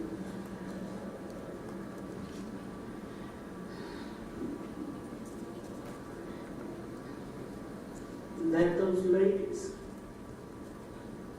they make him do it to him all the time, he said. And I said, what do you mean? Even though I knew what he was talking about. And he repeated it again. So after that, I didn't pick him back anymore. So you knew that they were abusing him. Yeah. You just made a decision that he wasn't going back and you put a stop to it. Because at that age, you know, a lot of stuff like that. I understand. Did you enroll in school? Yeah, he Basically, at that point in time, you took over all parenting skills now. Is that correct? Yeah. And I've gotten the school records that shows that back then, that you enrolled in August of 1976 at Crosley Elementary. Yes. And was it your intention to get him help? Yes. What prevented you from doing that? His mother decided he wanted that. The school records show that in November of 1976, he was withdrawn and that you contacted the school the day after that. Tell me what happened.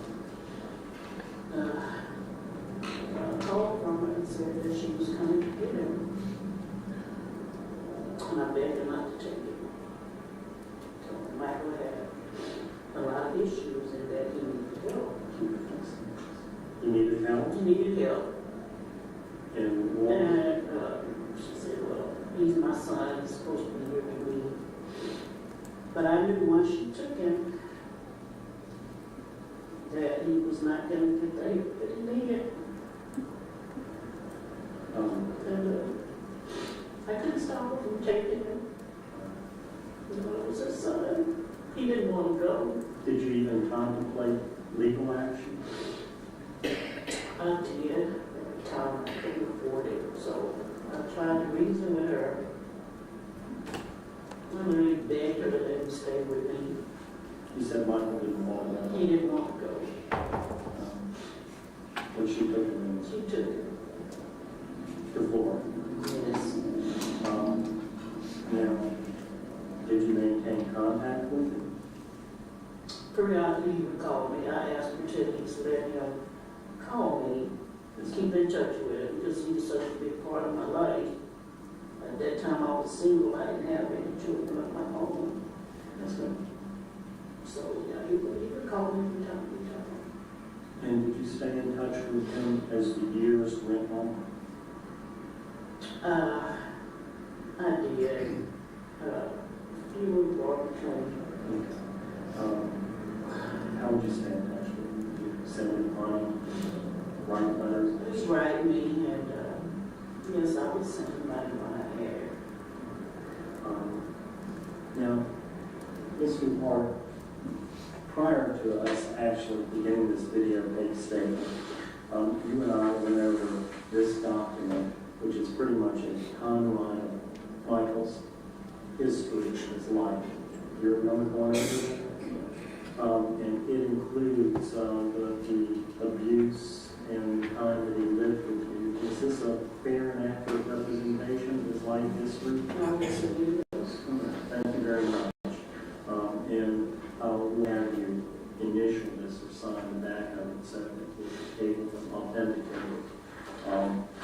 But you have seen this document. Now, Ms. Duhart, this is a difficult thing. It's a little bit awkward, and I know it's difficult for you, so I want to wrap this up. But you do understand that if the trier of fact gets to see this video, because Michael's been found guilty, and in Florida, when you're found guilty of first-degree murder, there are only two alternatives, either life or death. Yes. You understand that? Mm-hmm. Based on everything that you've told me, is there anything that you'd like to say to the judge and jury? Or what would you like to say?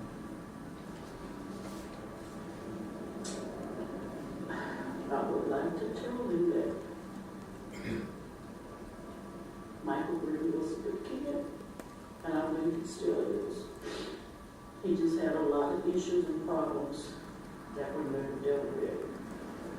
And I would ask them to give him another chance.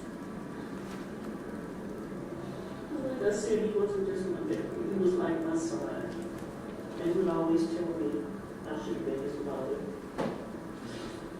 And that's what I would like him to do. Thank you, Mr. Brown. I know it's wonderful.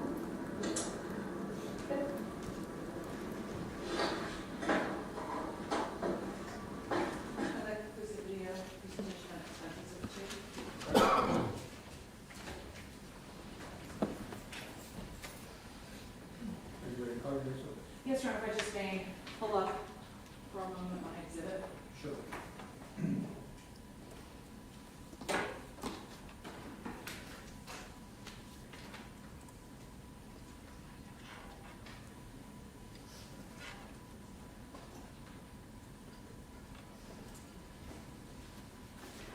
This will call Dr. Daniel Buffington.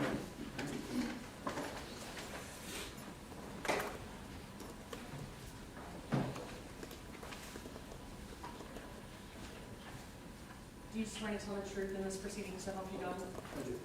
Mr. Boyer. Thank you.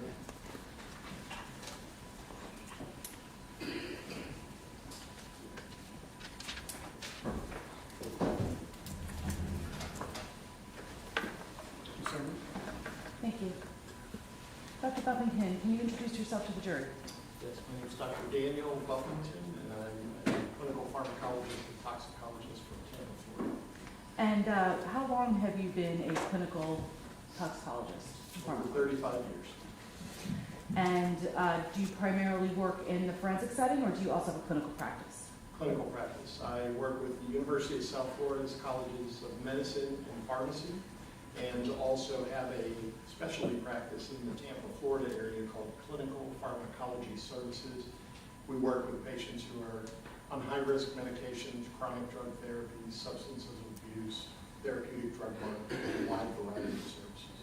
Yes, sir. And could you briefly go over your educational background? Yes, I did my undergraduate studies, a native of the Tampa area, so I did my undergraduate studies at the University of South Florida. And then I did a doctorate of pharmacy degree, or a PharmD degree, from Mercer in Atlanta. After that, I did postgraduate specialization at Emory University with a residency and a fellowship in clinical pharmacology. And then after that, also completed an MBA with a healthcare focus from Mercer before returning back to Tampa. In addition to your educational background, do you have any specialized training or courses that you were required to take? So I'm licensed in both Florida and Georgia. There isn't a board certification that's exactly for what I do, although I've helped to write numerous board certifications. So it's more of just the standard continuing education that's required for state licensure, and then I also teach at state association meetings and national. Yes.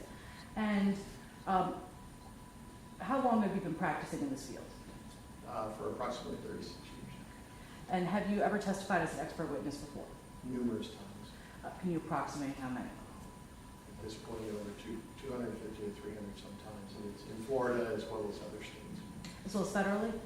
As state and federal cases. Very diverse. It could be malpractice, it could be criminal cases, family court, estate, very diverse. And the subject matter of your expert testimony has been toxicology? The clinical pharmacology and toxicology in each of those cases.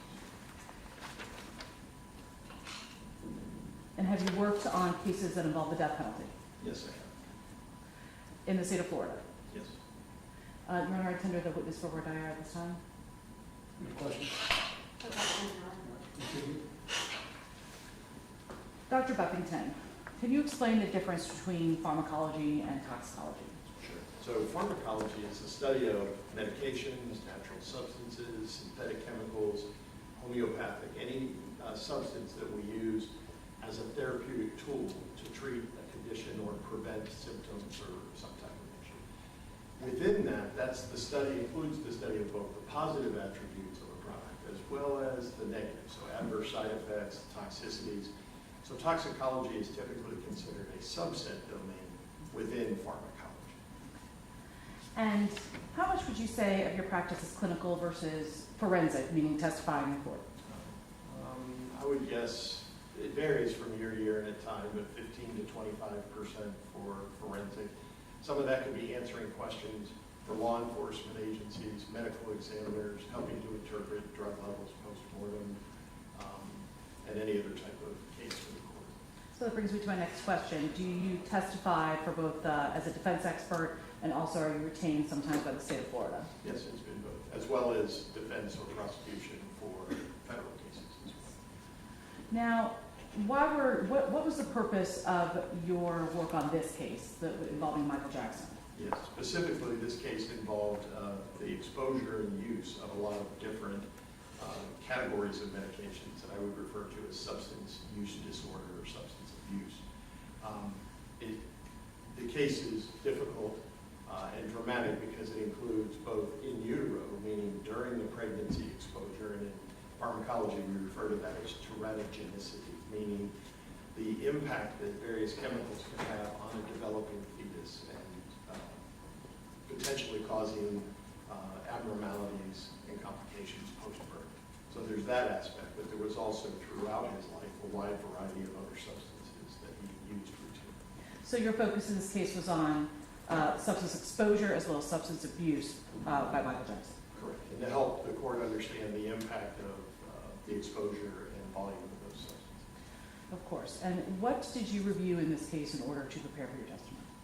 So I did a clinical interview to develop a better understanding from Mr. Jackson himself of what he could recall throughout his life. As we heard this morning, I also looked at the transcript that we just heard of Ms. Daniels, his mother, to get a better understanding of what she was using, what patterns, the volumes, the nature of substances she used throughout the pregnancy. So basically, your interview with Michael Jackson, it simply consisted of him providing you a timeline of substance abuse.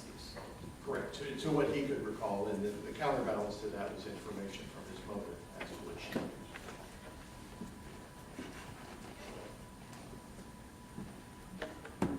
During your study of this case, can you describe the substance abuse that have come up as either him being exposed to or that he used himself?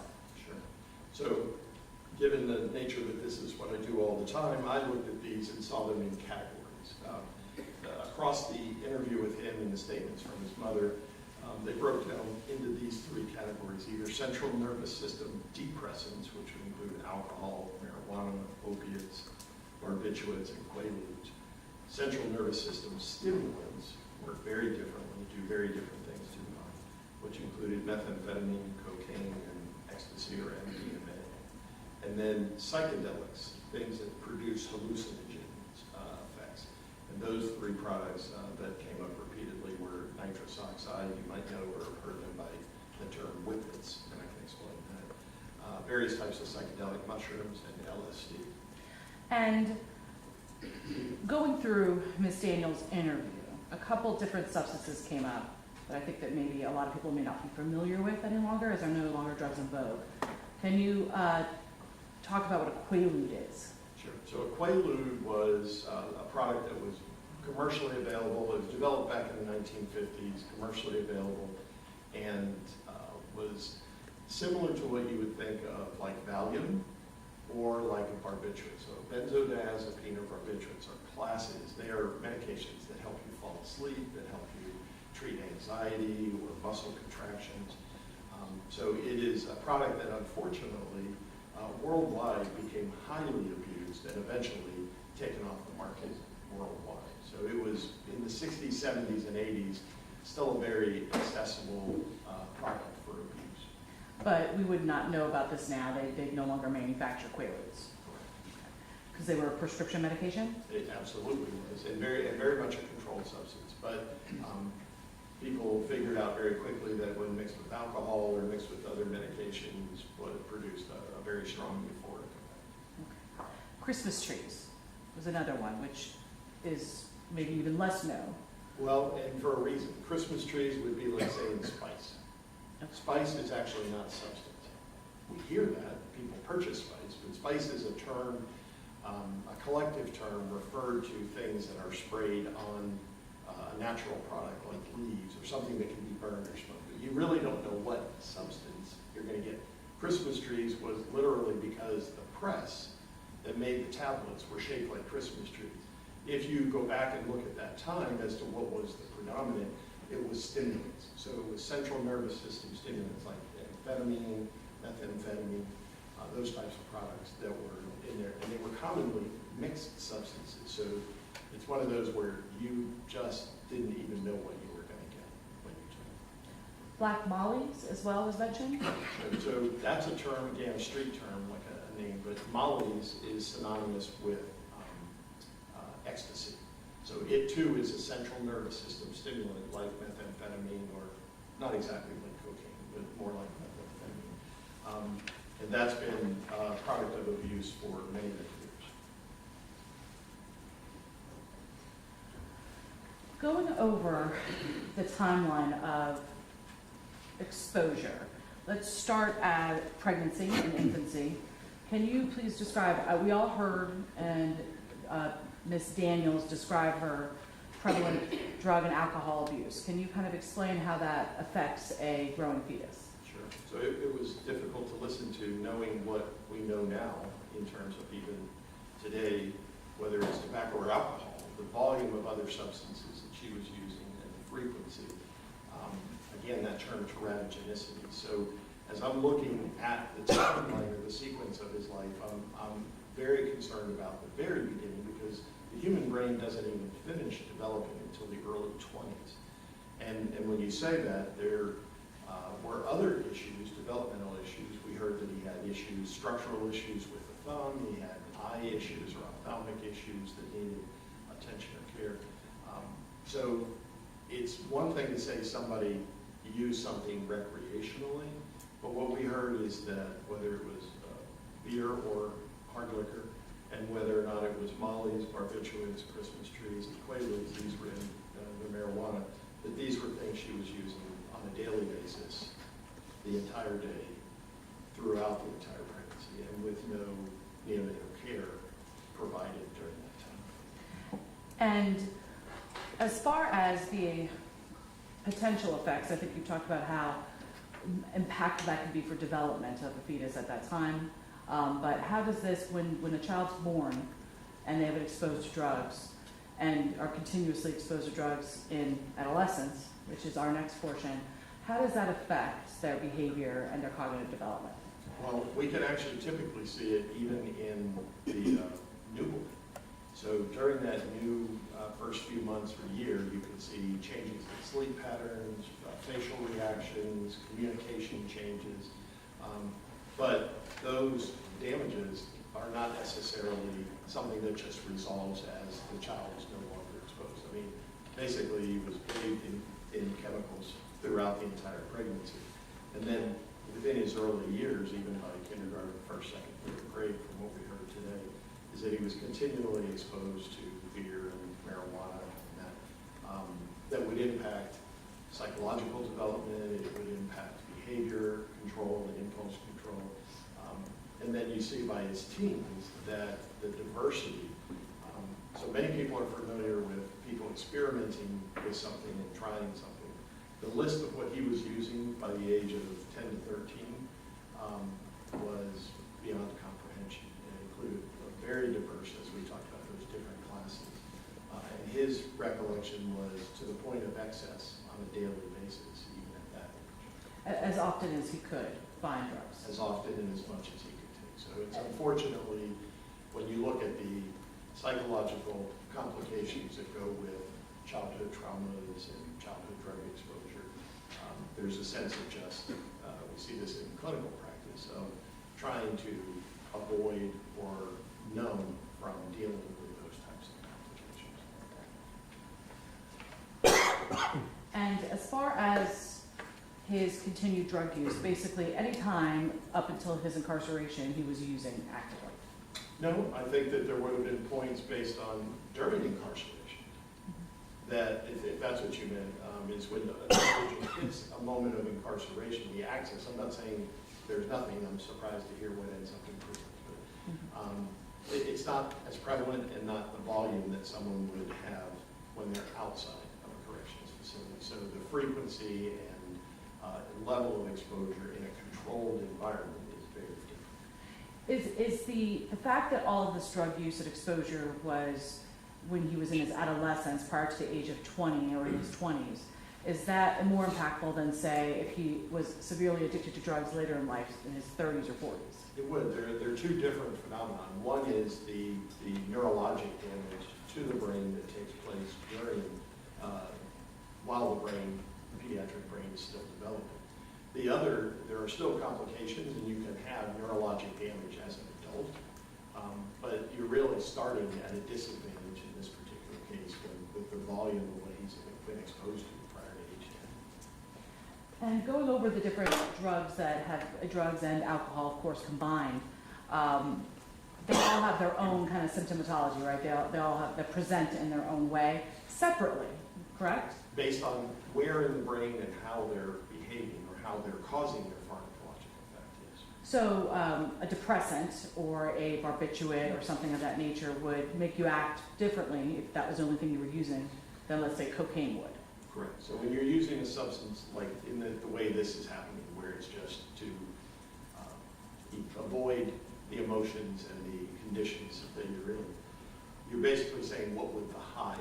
And that term varies. So if it's a central nervous system depressant, the high would be a sedating, euphoric floating type feeling and avoiding the pressure and the anxiety and the traumas. A central nervous system stimulant is actually very different. It's a kind of a hypersense of awareness, an enhanced self-esteem moment. So very different effects that the person is getting from taking it. And then the hallucinogen is completely, a dissociative, separating from themselves. And what if you're using all of these at the same time? It's a crock pot. So the problem when you have a situation like that is the pharmacologic effects, where in the brain it's having the effect occur, is one thing. The other thing is, and I look at this particular slide, this is how I look at a patient who's taking prescription medications for cholesterol, for diabetes, whatever. But when we're also looking at substance abuse, we're looking for, are there overlapping side effects? So not just the desired effect that they're taking. And in this particular case, whether you're looking at impacted memory, emotional instability, cognitive or judgment changes, impulsivity, hyperactivity, you start to see that with the different substances that he is combining, many of them have these side effects or problems in common. So maybe not the primary pharmacologic effect, but the chronic substance use problem overlap. So this is, what I refer to this as a cognitive burden. And again, you might say, well, I know somebody who's used marijuana, or I know somebody who's taken methadone. This is not the same. This is chronic, regular exposure as a burden on the brain, on development and brain function. So once again, it's just very different than casual use of drugs. We're talking about chronic and persistent use. There is nothing casual or normal about this particular case, whether it's the adolescent or the adult. Now, we talked, I think you mentioned already neurotransmitter function. Now, our brain has already natural neurotransmitters, and they all do different things, correct? That's correct. Can you kind of expand on that, since I'm not...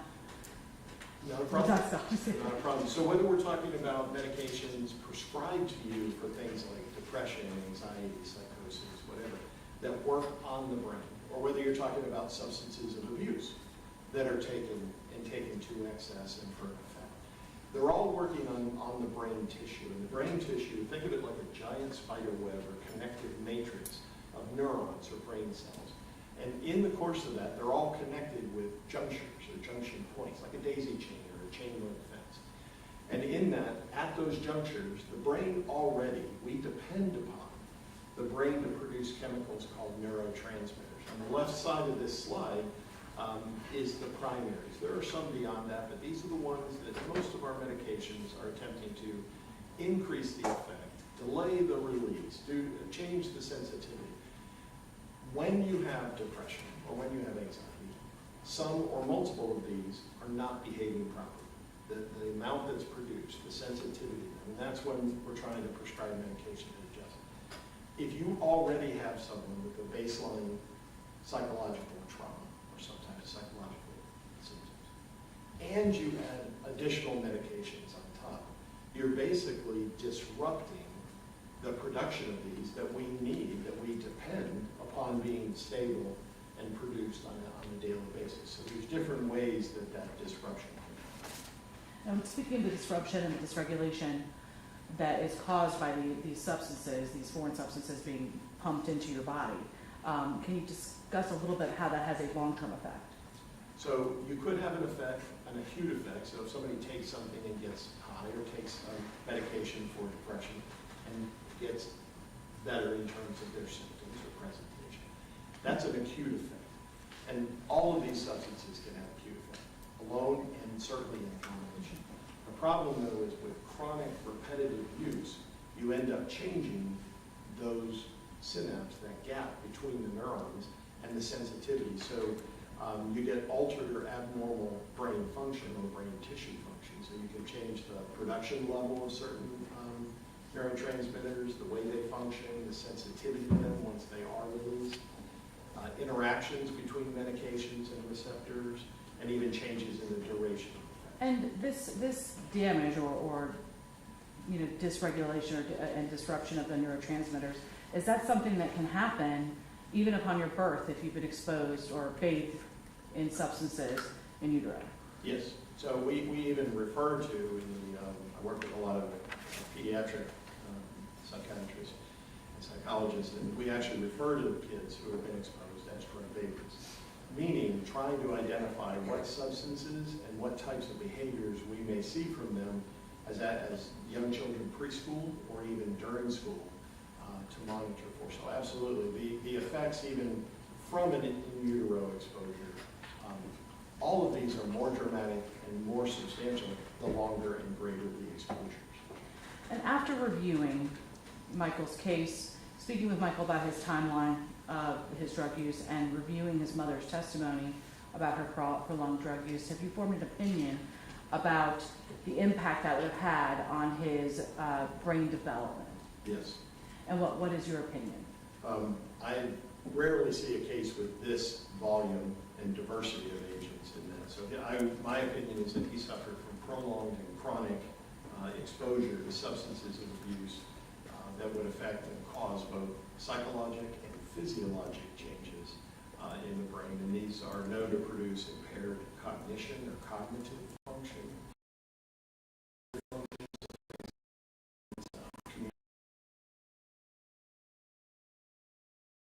Just give me one moment, Your Honor. Yes, ma'am. I have no further questions for Dr. Buffington. Thank you. Cross-examination.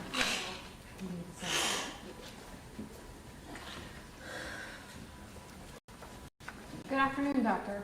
Good afternoon. So I have a question. What did the defendant tell you about his drug use after prison specifically? After prison? That he had slipped back into drug use and was using the substances that I listed on the slide. Okay. And the use was how frequent? As often as he could go. Okay. Were you aware he was on probation at the time? And you're aware that he was taking random urinalysis exams and was not testing positive on any of those, correct? Well, that would all be dependent upon when the last dose of any of those was. So it's not like if you take these that you're always going to test positive. But he was taking them as often as he could get them. That was my understanding. And still never managed to test positive. People are very creative in calendar calls for that, yes. And what he told you is self-report. Absolutely, just like in a clinical intervention with a patient. Okay.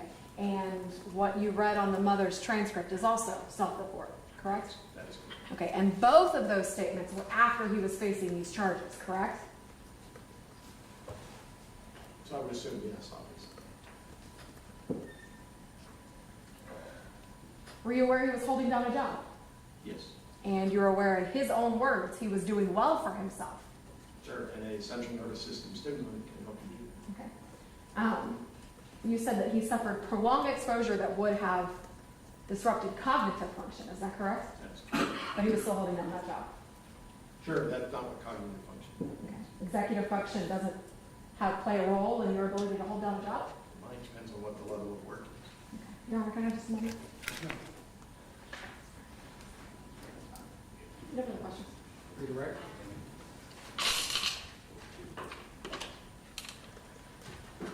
Would someone with executive functioning or brain impairment be able to stir concrete?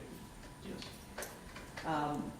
So that's not a very technical, specific kind of a job that would require advanced executive functioning? No. Have you been provided any records at all to review whether he was actually given a drug screen and when? No. Thank you, Rebecca. Did this witness be excused? Yes, Your Honor, he may. Sir, you take it.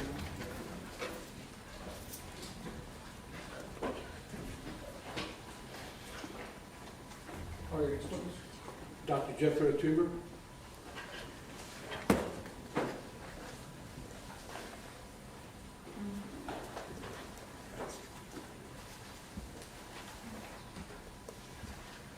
Do you swear to tell the truth in this proceeding, so help you God? See over here, sir.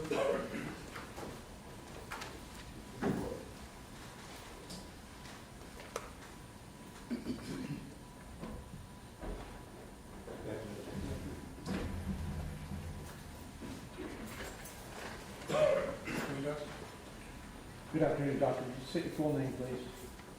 Jethro W. Toomer, T-O-O-M-E-R. And what do you do for a living, sir? I'm engaged in private practice, clinical and forensic psychology. And how long have you been doing that? For approximately 30 years. Would you tell the jury a little bit about your educational background? Yes. I have a bachelor's, master's, and PhD degree in psychology.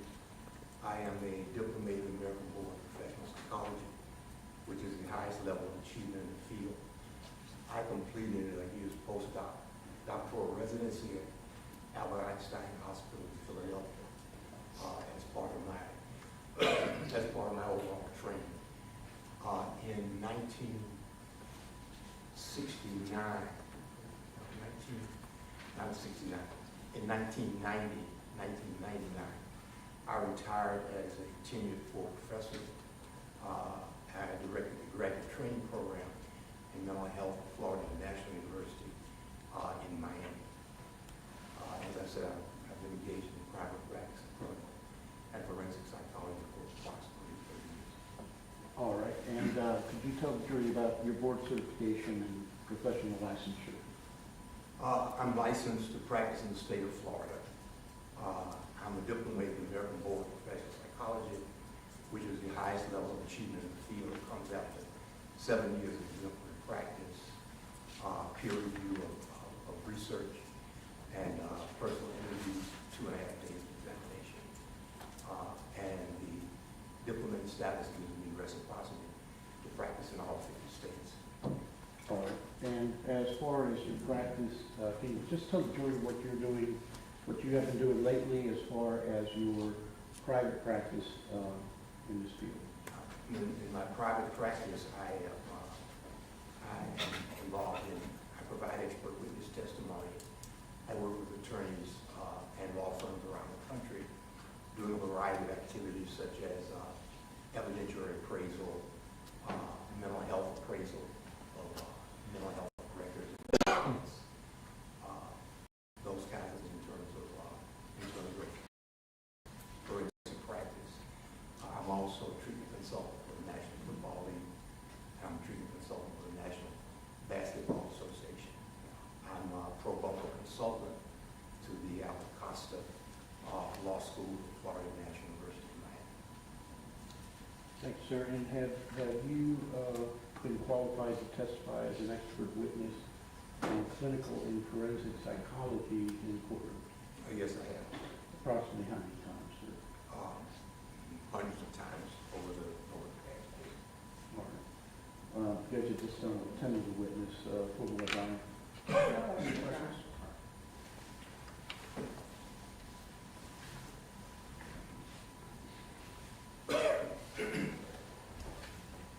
Sir, were your services retained by my office to review the case of Michael Jackson? That is correct, yes.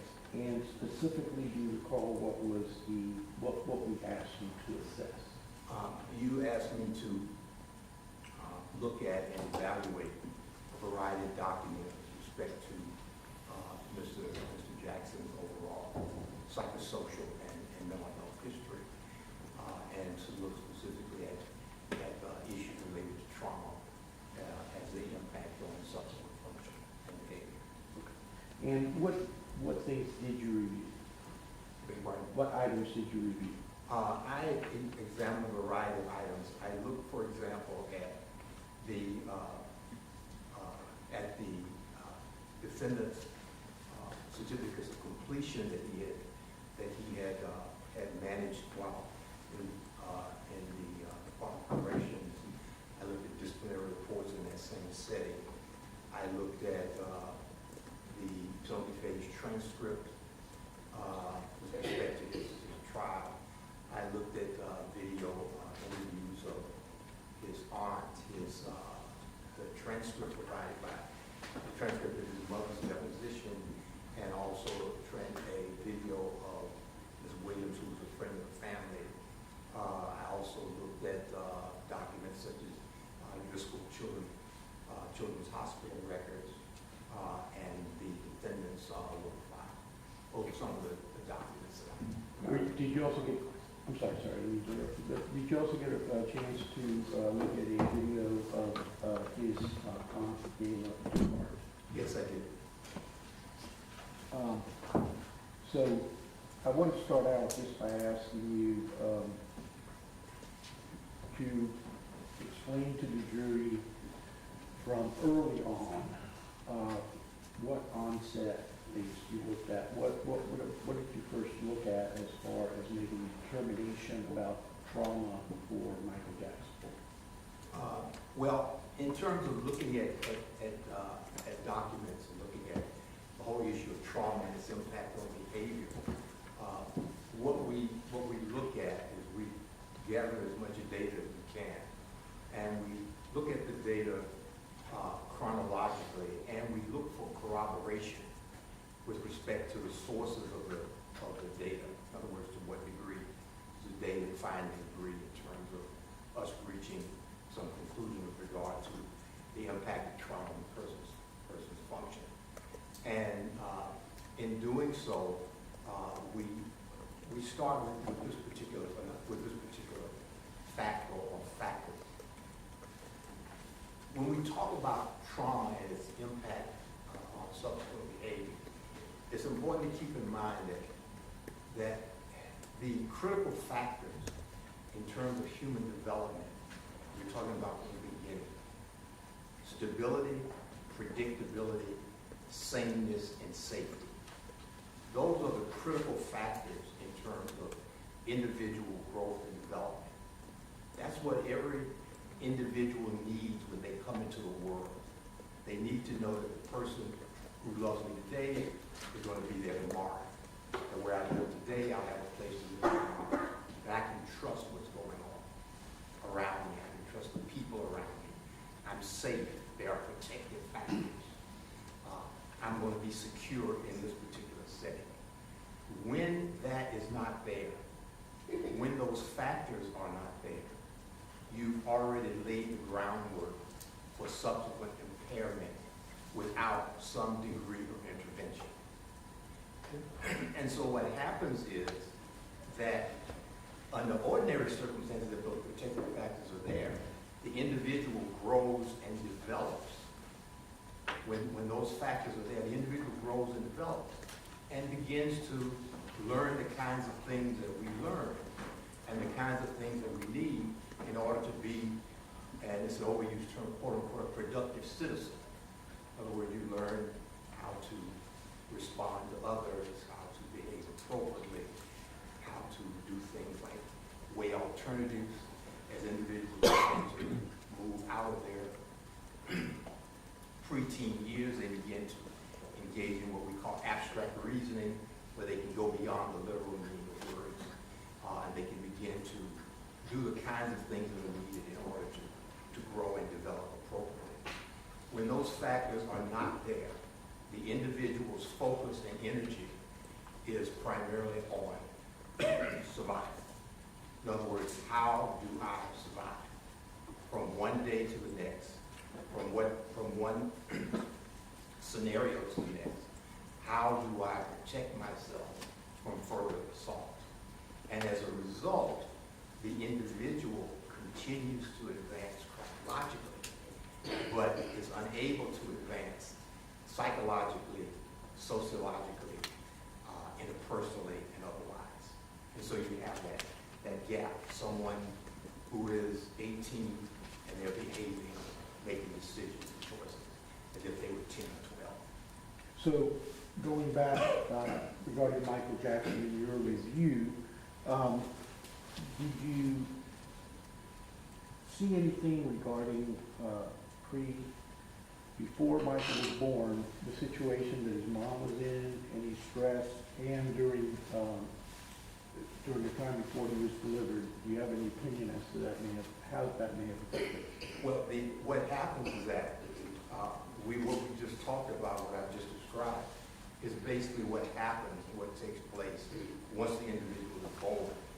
When you get into problems in utero before the person is born, you're simply exacerbating the whole situation, because what you have now is an individual coming into the world who's already damaged, whose brain is already impaired to some degree when they come into the world. So the cards are kind of stacked against the person when the person begins his or her trek in the world, because damage has been done initially before the person was even born.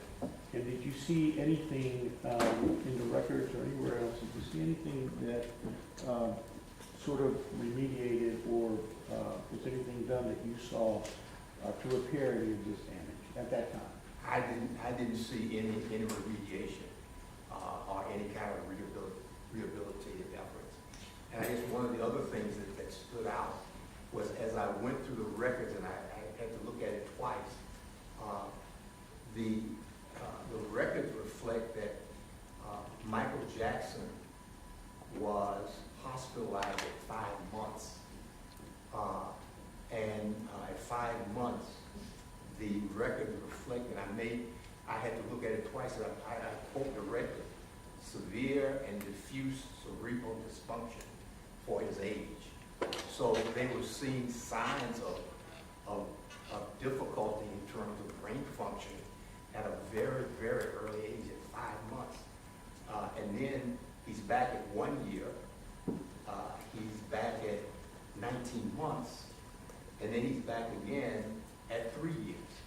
And when he came back at 3 years, he came back for lesions, swelling requiring 8 days of hospitalization, and he was diagnosed with contagious impetigo, lesions and swelling that existed for like 4 or 5 days before he's been brought to the hospital. He had to remain in the hospital for 8 days, and those are like hygiene-related issues. So that says to me neglect in terms of care, in terms of basic care and support, from looking at the record. Did you see anything about any falls? Yes, on the 26th of August, 1971, at 19 months, he fell from a second-story window and suffered head trauma as a result of it. And do the records indicate how old he was at that time? He was 19 months. And 19 months old, he fell from a second-story window. And the result was that he was taken to the hospital. And did you see anything regarding any skull fractures? Skull fracture was a result of that fall, yes. So I'm going to take you from the time you were born now. I just want to talk about trauma on early age, say from when he was born to around age 6 or 7. Did you see any trauma that you could attribute in hearing what the results may be of that kind of trauma? Well, what you have in terms of that particular period of time is that you have the effects of the trauma, because what you have is you have trauma, and the individual is experiencing trauma, and then at the same time, the person's behavior is impacted upon by the trauma that he or she is experiencing. So you've got all of this going on at the same time. Experiencing trauma, and the experienced trauma is impacting the individual as he or she tries to continue to function. And this is what was going on. This is what Ms. Duhart described in terms of her interactions with him, in terms of her trying to quote unquote rescue him, save him from the situation he's in. But he was troubled, and he was not functioning well. He tried to set her apartment on fire. There are all these kinds of things are, when you look at it, that's dysfunction. The person is doing that because the brain is impaired. The brain is broken. It's impaired. And so you're getting this kind of aberrant behavior at an early age, at a very early age. Now, how often do you see, say, actual suicide attempts at an age of 6, and depression and the kind of things that they've talked about? Very, very rarely. I think I've probably seen one in all the years that I've been looking at trauma and what have you. It's very, very unusual. It occurs at such an early age. I want to want to talk about two issues real quick. One is attachment and the other one is abandonment. Let's talk about attachment first, and if you could tell the jury what that is, and also if you have any opinion regarding Michael Jackson as to any attachment issues. Attachment comes as a result, a lot of times, I think the term that you probably hear more often is bonding. You hear your parents talk about bonding with their children, mothers talk about bonding with their children. And that process comes, you can only have that process when those factors exist that we talked about. Safety, repetitiveness, when that behavior is in an environment where the person feels secure, safe, loved, cared for, supported. That's the only environment in which that attachment occurs. You can't have attachment in the environment that we described earlier, where those safety factors are not present. And so when that happens, there is no bonding. And when there is no bonding, it just actually exacerbates what we talked about earlier in terms of the individual doing what? Being concerned primarily about how do I prevent further assault? How do I protect myself from any further assault? And then what happens in this situation is that as a person develops this armor, if you will, of preventing further assault, what you find is that the person, in terms of going forward, has this armor where his instinct for survival basically is easily triggered and always remains elevated. So the person is ready at any turn to protect himself, because you don't know what is going on. You don't know what's subject to happen. You can't trust what might happen. You don't know what may happen. What has happened in the past has not been to your benefit. What's happened in the past has been painful, and that is what you are. That is what you are dealing with.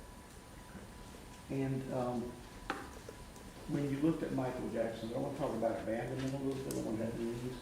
And I want to talk about it, first of all, when he was first in Texas and the mom left him, and the fact that he never seen his dad. And then I want to move on to when Michael was about 15 and he left his house. Well, what happened? There are two kinds of abandonment. One type of abandonment is physical abandonment, and another type of abandonment is psychological abandonment. Physical abandonment is when the person just leaves. The person is here, boom, the person is gone. That's physical abandonment. And a lot of theorists say that's probably, if you have to choose one, which hopefully you don't, you choose that over the psychological abandonment. Because the psychological abandonment occurs when you have a situation where the individual basically is around. The person shows up from time to time, where the person actually may have some limited but intermittent contact with the person. That's the psychological abandonment. Oftentimes you'll have it when a parent or a loved one leaves and shows up at Christmas time and never see the person again until next Christmas, or maybe 2 Christmases later. When you have that, that's psychological, and that is considered to be more severe than the act. Is considered to be more severe than the physical abandonment. So how would that affect Michael Jackson if he were to be left? His mother just left him in Texas with people that he really didn't know. Well, the message, I think there's a psychological message there, and there's a behavioral message.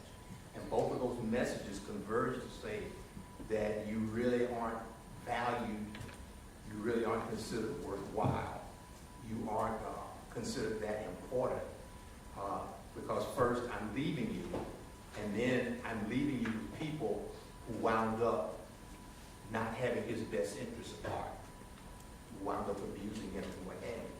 And so you're sending all kinds of messages. And once again, keep in mind, he's already traumatized. and he's traumatized and then still trying to function and is continually experiencing trauma.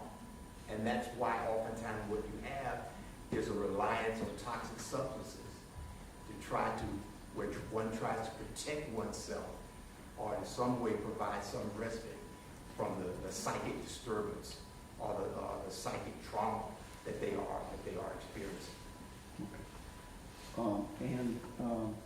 How you watched the video of his mother and his aunt regarding sexual abuse? Can you tell the jury how that affected Michael?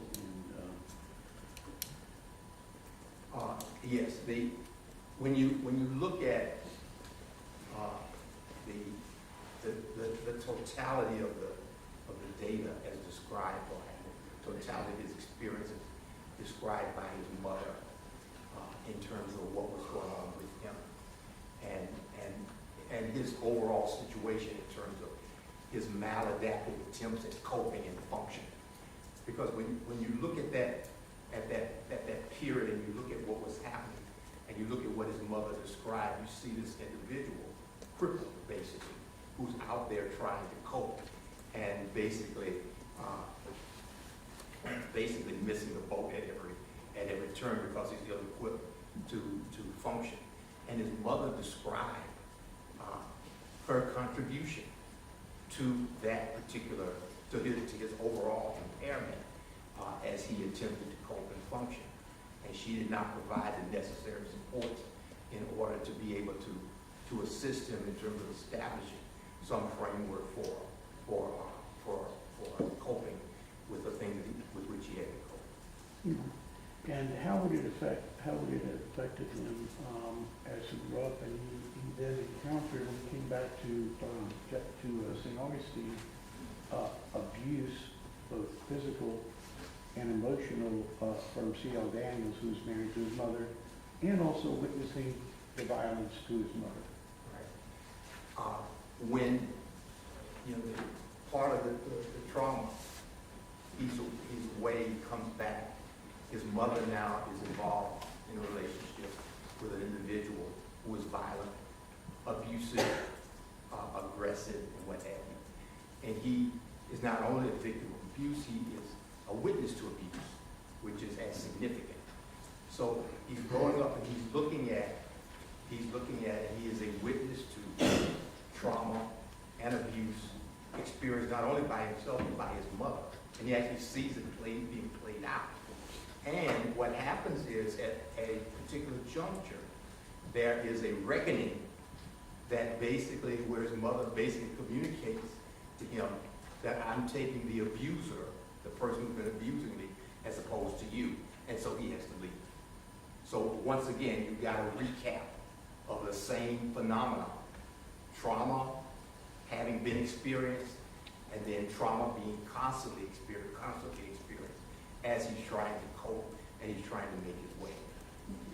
And then right after leaving home, he apparently has moved into a home with an older HRS counselor, and who claims, have you looked at those reports? Yes. How did that affect him? What is your opinion on that? Once again, the people around me can't be trusted. The environment can't be trusted. He winds up leaving and going into a home with someone who's supposed to care for him. And this person winds up having a sexual relationship with him when he is, I think, 15 years old, something like that. 15 or 16 years old. And so, once again, you've got the same phenomenon. You've got the same phenomenon manifesting itself. Trauma, impairment, more trauma. So you add up all this trauma, and what does that do to your brain? What does that do to your function in, how do you want to explain it? Okay. What we found is that in terms of trauma, this goes back to the first generation of individuals who returned from Vietnam, is that it's not just trauma, because usually people think of trauma, they think of a one-term kind of situation. And when I say term, I mean it's one incident, we have trauma, and then the person kind of goes on and gets over it and moves on. No, what we're talking about here is we're talking about persistent, repetitive trauma. Trauma that is experienced day in and day out on a continuing basis. And so the individuals returning from Vietnam, for example, are individuals who had experienced repeated trauma on a day-to-day basis, just like Gulf War veterans, just like veterans from Afghanistan, what have you. And what they found is that individuals who experience repetitive trauma, as excuse me, as Mr. Jackson has, when you have repetitive trauma, it actually changes the shape of your brain. It actually changes the shape of your brain. It's just like you've heard of the notion of stress, and how if you are living in a situation where you're constantly under stress, that it affects your internal organs like your heart, your liver, what have you, because of your constant exposure to stress. It's the same thing with the brain. Whenever the individual is under constant, repetitive, persistent trauma, when the individual is exposed to that, it actually changes the shape of the brain. There are, without going too far, there are multiple studies that show that show when you take individuals, for example, who grew up in an adversarial environment where there's hostility, where there's murder, there's poverty, and what have you, you compare their brains with those children who have not grown up in that environment. The brains of the individuals who grew up in that adversarial environment are different. It changes the shape of the brain. And when it changes the shape of the brain, it changes the brain's ability to do things like weigh alternatives, project consequences, engage in long-range planning, your perceptive ability, in other words, learning from past experiences, managing conflicted data. Your brain is broken. Your brain has been hijacked, is a term that's often used. But that is what happens. So you can't, even though people say, that people see behavior, they say, how can somebody do that? How can somebody engage in that kind of behavior? Well, they can engage in that kind of, because their brain is broken. They aren't processing information because their brain has been damaged. So they can't process information in a way that someone who has not been exposed to that might engage in thinking about that particular situation or reaching decisions about that particular situation. And with Michael Jackson, did you ever see across the board until he was arrested in 1986, across the board, did you see anywhere where he received any treatment or there was any rehabilitation, that anything to help him cope with this? I didn't see anything that you would consider to be rehabilitated in any way in terms of his functioning. And so as a result, what you simply had was a continuation of the dynamics that we have described. And once that damage is there, is that something that can be easily fixed? No, it can't be easily fixed. It will require effort in order to do that. And when I say effort, I mean it will require intervention, it will require management, it will require structure, because these are all the things that have been missing. These are all the things that you would have gotten in a supportive environment. You've got structure, you've gotten support. That is what would be required. And without that, you're going to get the damage to the brain and the cognitive processes. You're going to get damage in terms of your behavior, because you're not going to be able to behave appropriately. You're going to get the substance abuse, the impulsivity, and you're going to get the same kinds of issues and deficit functioning in terms of emotion, in terms of your being able to emote appropriately and to function at a positive interpersonal level with other people.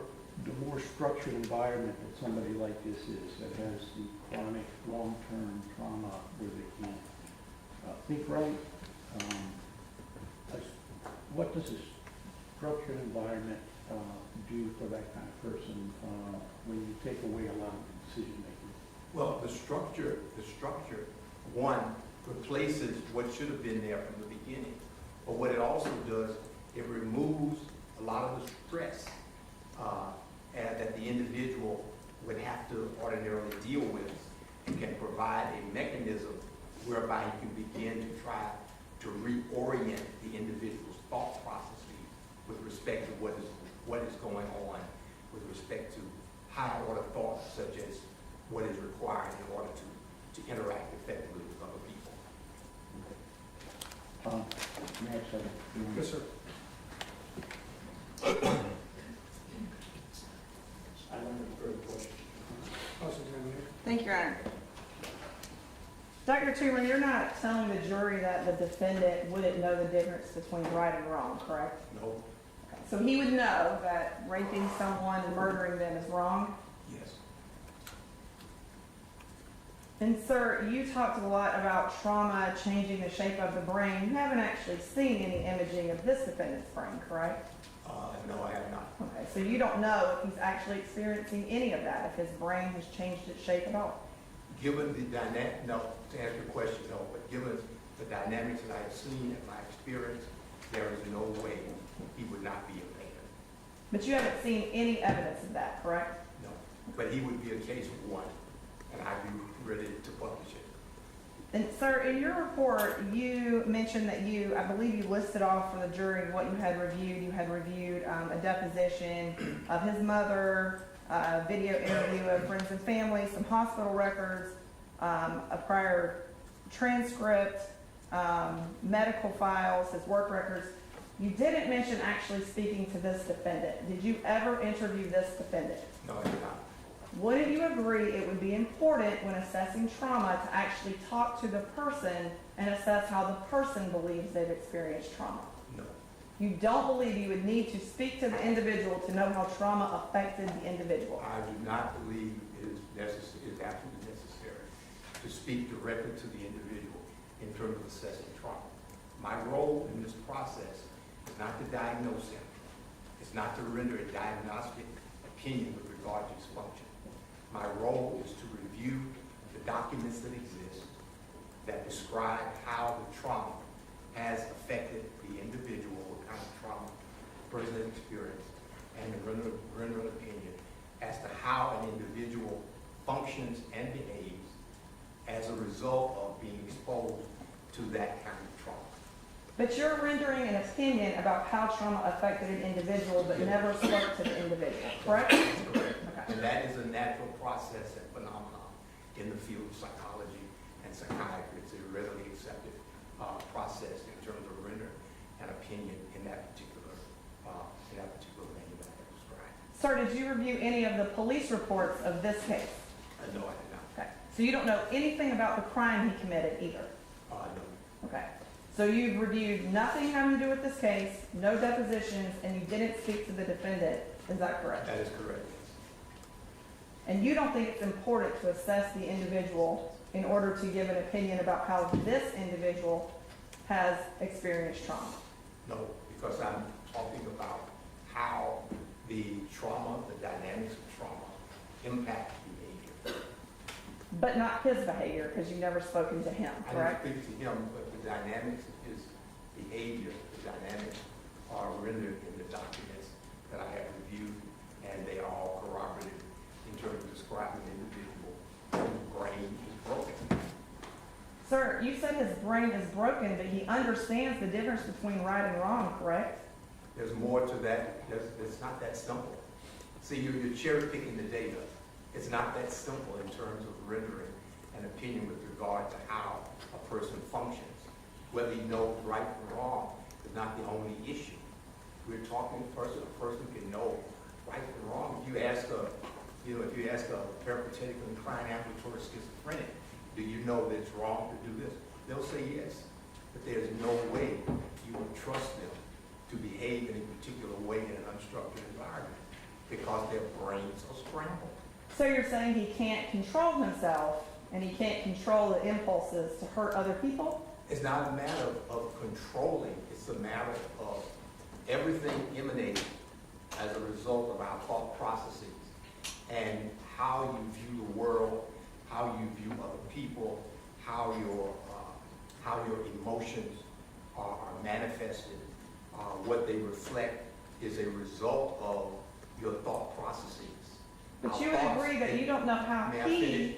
oh, sure, sir. Our thoughts influence our emotions, and our emotions influence our behavior. But you would agree you don't know how he assesses other people because you never spoke to him, correct? It's not a critical factor in terms of how he assesses it. His brain is broken. It's very simple. You take the dynamics that we have described that are documented and that are readily available for anyone to see. There is no way that individual can function effectively in terms of decision making, in terms of his cognitive processing, in terms of his behavior, and in terms of his emotional functioning. There is no way. Sir, you read records from childhood and have had nothing since he became an adult, correct? Would you agree he was 37 years old when he committed this crime? He wasn't a 15-year-old child? Exactly, yes. Okay. And you never spoke to him, correct? That's correct. And you never read police reports, correct? That's correct. You never read depositions, correct? I have no further questions.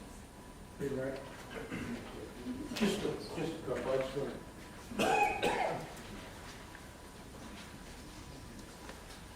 Sir, how long have you been specializing in the area of trauma, teaching about trauma and using it in your work? Oh, for about, with trauma specifically, for about 20, 25 years of my total practice. I developed a trauma program as part of the department when I was chairperson of the program in mental health at Florida National University. We incorporated and developed a program in trauma assessment, and we developed a program called cultural assessment, where we required that trauma and culture be a part of all the courses that we taught at the university. And have you continued to use that throughout your practice and also with your work with the NFL and the NBA, whatever other work you do?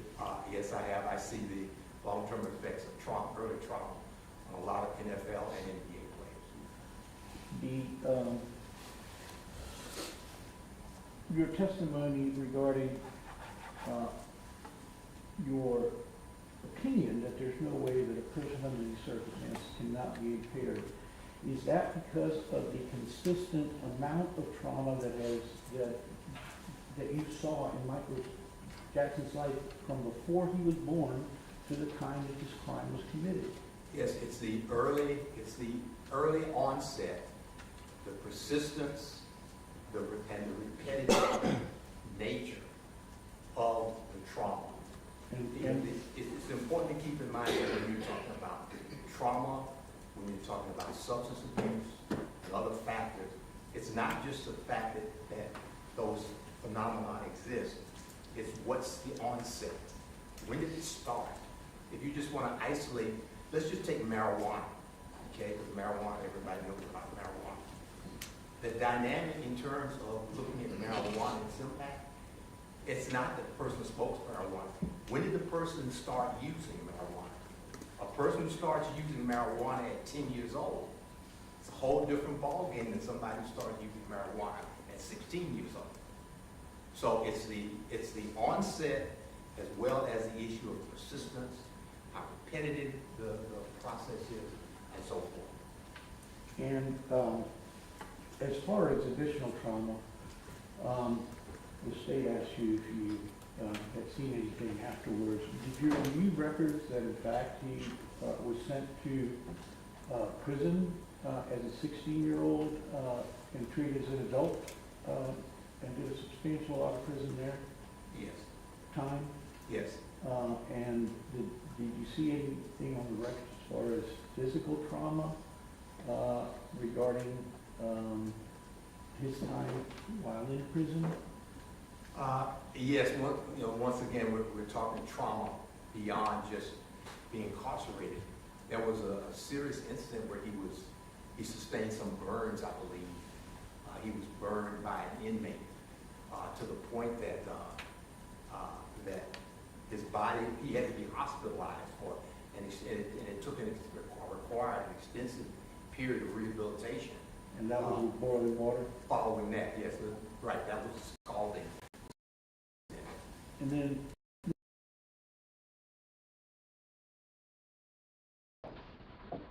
a person with these type of deficits, this type of damage, if they're not in a structured place, if they get back into using drugs for whatever reason, would they basically be in the same position they were before, that their cognitive functioning is just so impaired that they don't make good decisions? Sure, that's why the structure is so important. That dynamic of structure and that dynamic of boundaries and what have you, that is what should have been taking place at the very beginning. And let me just ask you real quick, a person like that who starts taking drugs, do they have any insight themselves into that I have these deficits, I should be doing this, or I should be doing that? Do they have any insight into those issues? No. When your brain is broken or hijacked, you don't. That's why I indicated earlier. From the outside, we say, how can somebody do that? That's why they can do it. Because their brain is impaired and broken. Yes. Can the witness be excused? Yes, sir. Sir, you sit down. Thank you.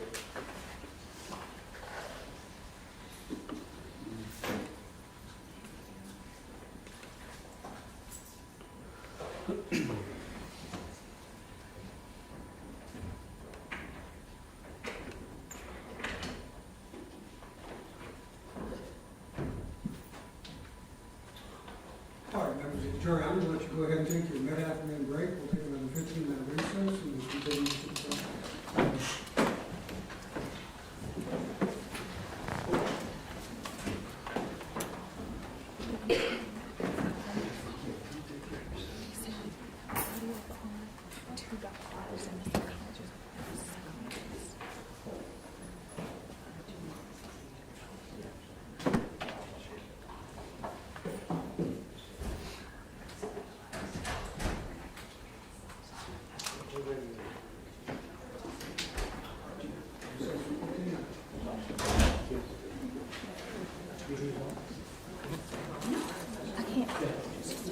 They said video two doctors and a psychologist. I think that was the last thing, I'm not sure.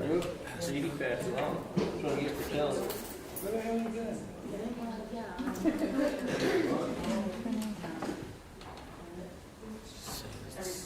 Where you put it over? We gotta go put packages together. That puts us at 4:30.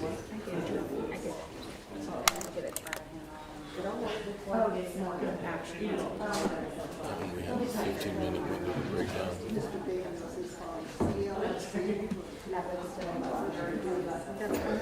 I think CL is what they were saying. Father. Is that correct? Hold on, let me just double check. I think that was it.